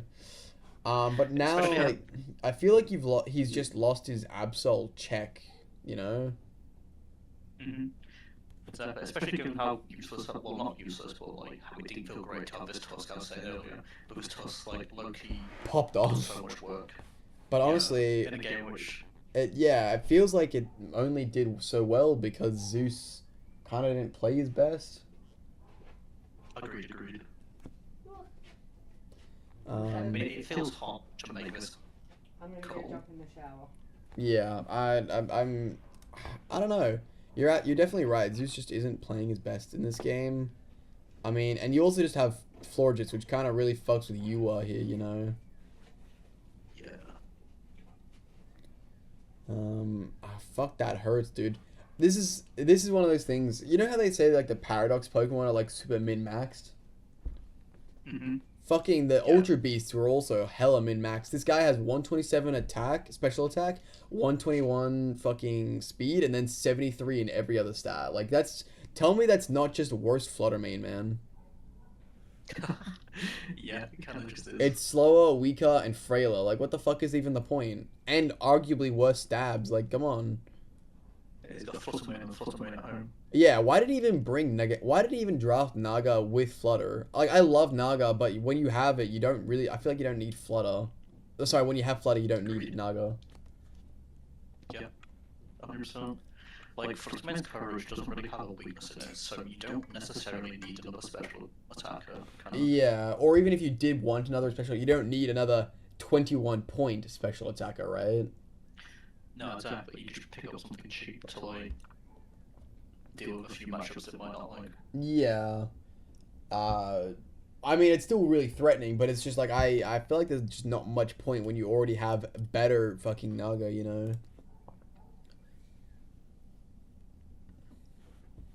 Okay, he's back here, but what's Bo gonna do? Rapid spin and do no damage? Okay, he Earthquaked and did no damage. But he did get the kill. Just barely, but he did get there. And can you live in Earthquake? Do you SD? No, okay, you just knock off. Actually, no, we banned SD. What am I talking about? SD's banned, yeah. Yeah. I can still see you for sure running like Hone Claws for like Poltergeist and shit. Yeah. Yeah. I wish it got Poltergeist. I wish it got Poltergeist. It doesn't? No, it doesn't Oh, get no. Ghost Dab. Oh Its no. best Ghost Dab is Phantom Force. Oh no. And well, and Shadow Sneak, but yeah. Absol, I'm sorry, but this is why I hate you. Your design is awesome as fuck, but It's ow. a niche role, but it's not like the power hitter that others are. Yeah, It's kind of like a support one to an extent, which feels weird. it does feel weird. Anyway, bye Mola, fuck you. Yeah, Straptor's doing a pretty good job breaking. Okay, yep, fuck you. And also, we both just got our wish passes in. We're just gonna both wish and swap out, man. I'm surprised this was what got brought in. Fucking Jesus, crit and special attack drop. That That's a really that was a special attack really drop. bad turn, bro. But I don't think it could have broke Forges anyway, but it's still nice. No, it couldn't. You're right. I mean, you synth on the Switch, right? Yeah. Yeah. That's the thing. It does 30% each time. So, like, I think it was in range of being two-shot here, but you had synthesis, so, like, it wasn't doing that, you know? Literally, I was always pressing synthesis on this turn, even if I didn't get the special attack drop. Yeah. Yeah, there's just no point. Unless this was, like, a calm mindset, then maybe you could break, but other than that... Yeah. Low-key... No, actually, that's a terrible idea because you have Absol who outspeeds you anyway. Yeah, that Psychic did fucking nothing. I was... It's shown in a minute, but I was really scared of this Lordino having Toxic. Well, thankfully you've got your Poison type out. I was gonna say, which is why I sat here for so long with my Poison type on my Poison type. Just trying to bait him into it kind of thing. Slack off. Yeah, I'm just really scared because if he Toxics with Forges, it's just gonna die. Yeah, I'm about to get rid of this unfortunately, point 'cause it's unfortunately for doing so him, much you work. did have Toxic. Yes. The best move in the game. Yeah, fuck, I hate that move, bro.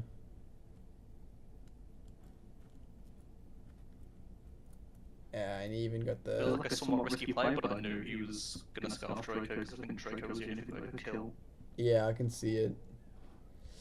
Yeah, at this point the game's over. Oh, and you even got Calm Mind. Yeah, the game's over, I think. I mean, he just brings in this, takes more chip damage. He goes... Oh, and yeah, you get him on the Switch anyway, but... Yeah.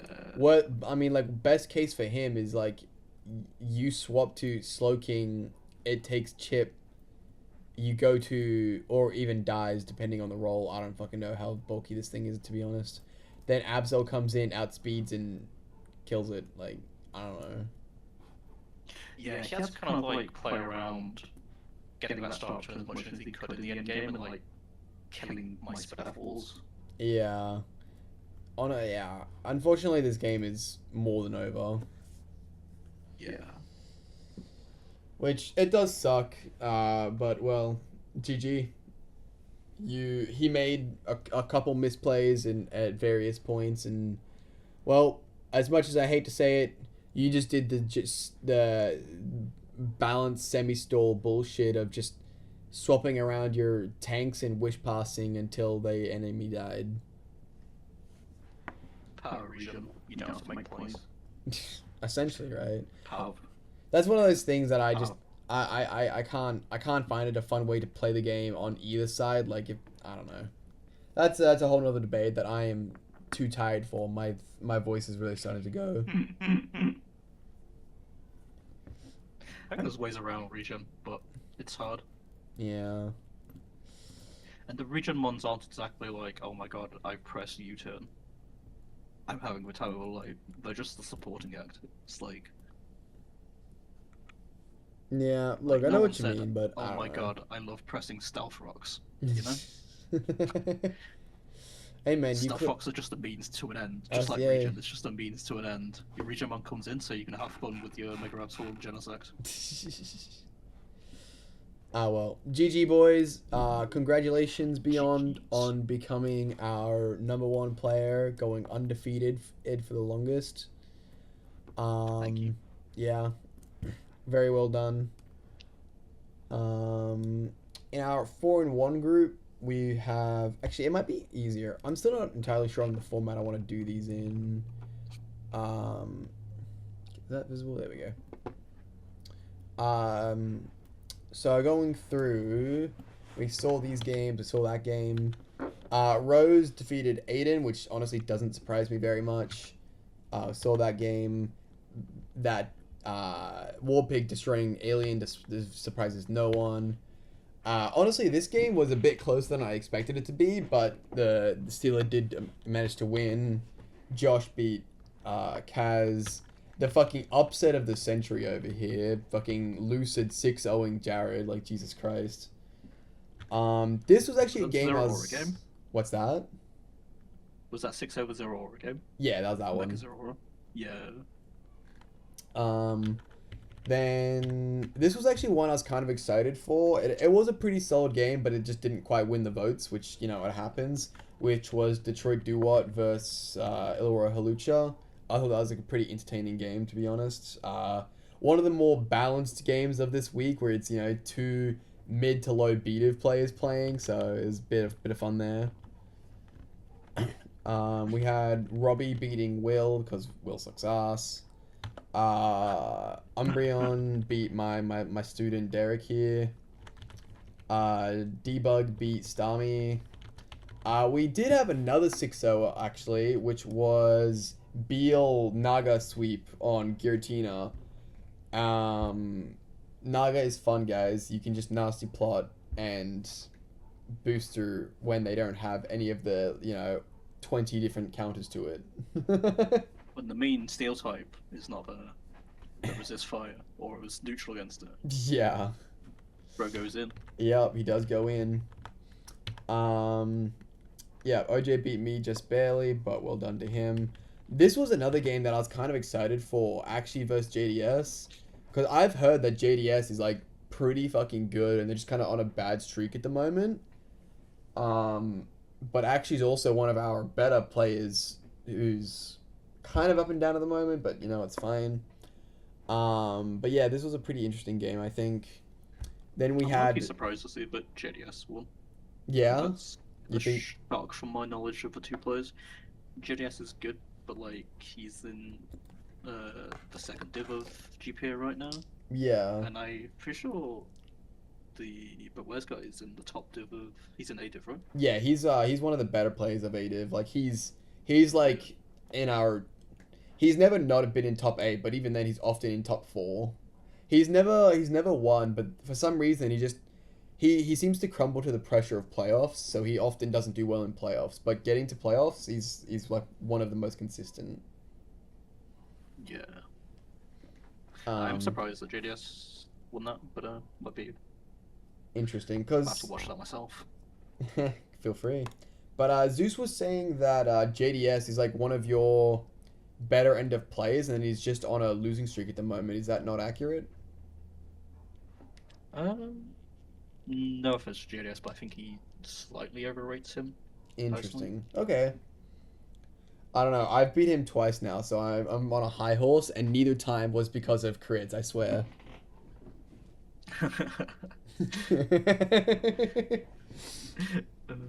I'll take your word for it. Nah, in a GPA last week, I think I crit him like 5 times.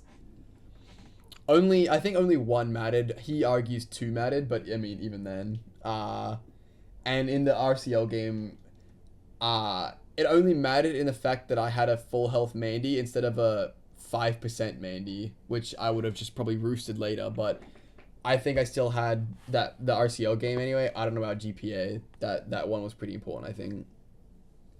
Anywho, our season 9, 10, I don't know, champion beating a seeded player. Yup, sure. And then we saw the Archen game. Who'd have seen that one? Yeah, who would have seen that one, huh? Having a quick peek over the leaderboards. Sneasler is still running the world, with Derek's Lugia trailing behind. The the Naga getting its 6-0 sweep in, bringing it pretty fucking high up. My Excadrill still barely hanging in that top 10 group. With Galissapod also just tied, really. Any other thing else interesting here? I don't think so. I'll have to thank Zeus for feeding my Tusk a few kills so he can get on the scoreboard. Yep, there he is. He's 7-2. Fuck. Easy kills, it's fine. Exactly, 7-2 with a Rocky helmet. Bro, don't need no choice band. It's for real. Yeah, heading back over to the standings though, we've got our 4-1 gang with Sean leading the way as usual, and Rose, honestly, 4-1 and only 3 is pretty crazy, I think, right? That's very crazy. Yeah. Yeah, that's a bit wild. 3-2 is a fairly large group. We got like 11 or 12 players. Warpig still making his return back to the top after his initial 0-2 start. Davis tied for him, which honestly, that feels right to me. They're like pretty equal players, I think.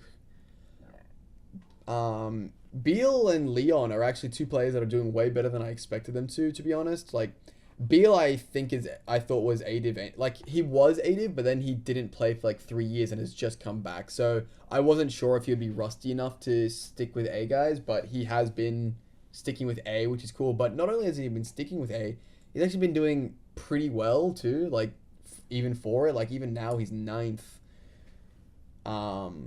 Which is not bad. Pretty impressive. And Leon, as I said, like he's one of our B-Div players. So I'm really impressed with him sticking up for so long up at 9th there.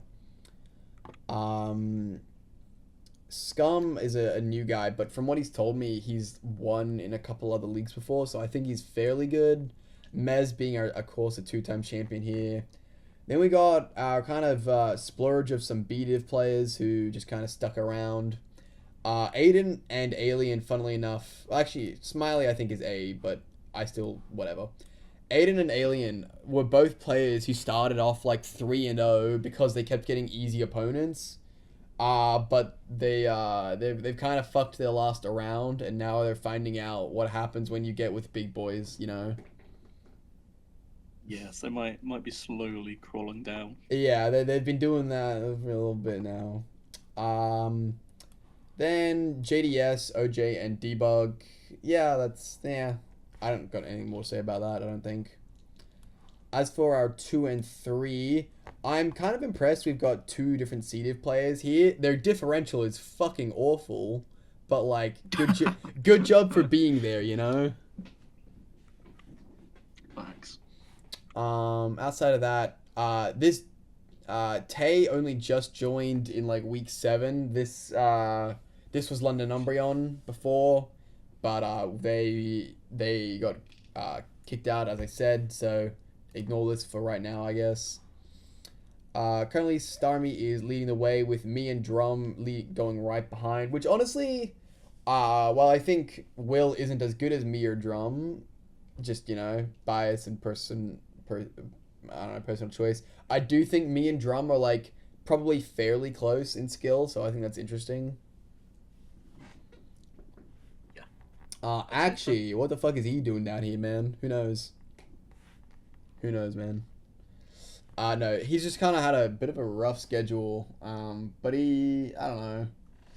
His first 2 ops was pretty easy, but then he's just kind of gone back to back with some pretty high-end players, or maybe less high-end on your take for JDS, but from week 3 to 5, he had JDS and someone. Who was that? Fuck.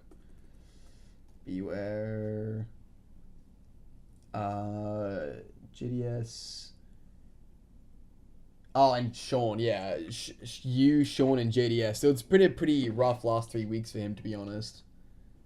Yeah, so that's understandable, 3 losses. Yeah. But JDS is like one of those guys who can put it to anyone on his day, but he's just a bit inconsistent. Right, okay, fair enough. Well, yeah, it's a bit of an unfortunate thing, but I still expect him to be, you know, top 8 by the end of the season, to BH. Actually, maybe not now. With 3 losses, he might be stuck to the like 12 to 9 range. What do the divides do? Did you decide on any? We did indeed decide. Nice. These two mean nothing. I just am too lazy to delete them. Nice. Yep. So it's just no top free 16. buys. It's just top 16. I actually totally reason why they're there is I think they make it easier to view the board. Totally reason that they're there. Trust. I trust. You trust. Would first play 16th? Yeah. Etc. Or would it be seeded differently? Yeah. Yeah, it'd just be the standard Still, probably. Yeah, still good reward for coming higher up the leaderboard then. Yeah, I expect him to be like in this range just because the 3 losses, but he can still end up 5-3, which is all you really need. My boy Derek here, he's not doing his best, but it's fine. I believe in him. He'll be right. I do think he's no longer going to make playoffs though. I know that was one of his goals. Because I think it was like 14 A division players, which when there's 16 playoff spots, it kind of gives B-divs, there's that little bit of hope, you know, that a couple of them can skirt in. Sneak in. Yeah, and I remember him saying that was his goal, was to just sneak in at that 16th or 15th. And, you know, I had faith in him for a while. I do think that's starting to become a little bit less unlikely now, especially we've added in Tay. I think Tay's going to take in that slot over, to be honest. But good job regardless, I guess. Down to our 1 and 4 people. The only thing of note, because, you know, who cares about these guys, right? Lucid, the fucking new guy, 6-0'd someone. Fuck yeah. And then fucking Josh. Man, Josh, I don't know what's happening with him lately. He's been really off his game in both RCL and GPA. I have no idea what's going on, but I can still see this man coming back for that 5-4, like, win rate, you know? I can see it. It's... I don't think he's... based on how he's been doing lately, I don't think he will, but he has the skill to, you know? Yeah, I get what you mean. Although, from what I've seen of Josh play, he's kind of got a play style where, like, he could take an impressive game to a high ADF player, but he could also just lose to a low BDiv player. I mean, he did lose to fucking Tom in GPA. Yeah. But, I don't know, I don't think that's his play style, though, because he does seem to always have, like, a very similar, like, draft and play style. I will agree with that, but... Like last season in A, he came like 6th, right? Something like that. Like he's been like mostly consistent in playoffs, and he has pulled off some really good games. But obviously that's, you know, the outliers. But I've just never seen him lose to so many mediocre to bad players repeatedly. Like I have a weird feeling something's going on IRL with him, and you know, just how it goes sometimes. And bro, just pressing buttons, going through the motions. Yeah, that's kind of my thoughts at the moment. Just because, I don't know, I've seen Josh play for a long time, and this just kind of isn't like him, I guess. I don't know. I wish you the best, mate. I hope you're watching. Then we got our no-win seeded players. I'm sorry to both of you, but you're unloved. Will they play each other next week? They do. So one of them will have a win. But I apologize, user unloved. Alright, so we did cross the 2-hour mark. Are we ready to end the video now? That we got our minimum out, you know? Facts. I think so, you know? Yeah. Couldn't go out now in the longest video. Honestly, that's probably the most fucking you and me thing ever. Yeah, exactly. But, yeah. So, thank you all for watching. Don't forget to like and subscribe on your way out, and I'll see you dudes in the next video. Bye-bye. You gotta say bye. Goodbye. Thank you. Yeah, goodbye.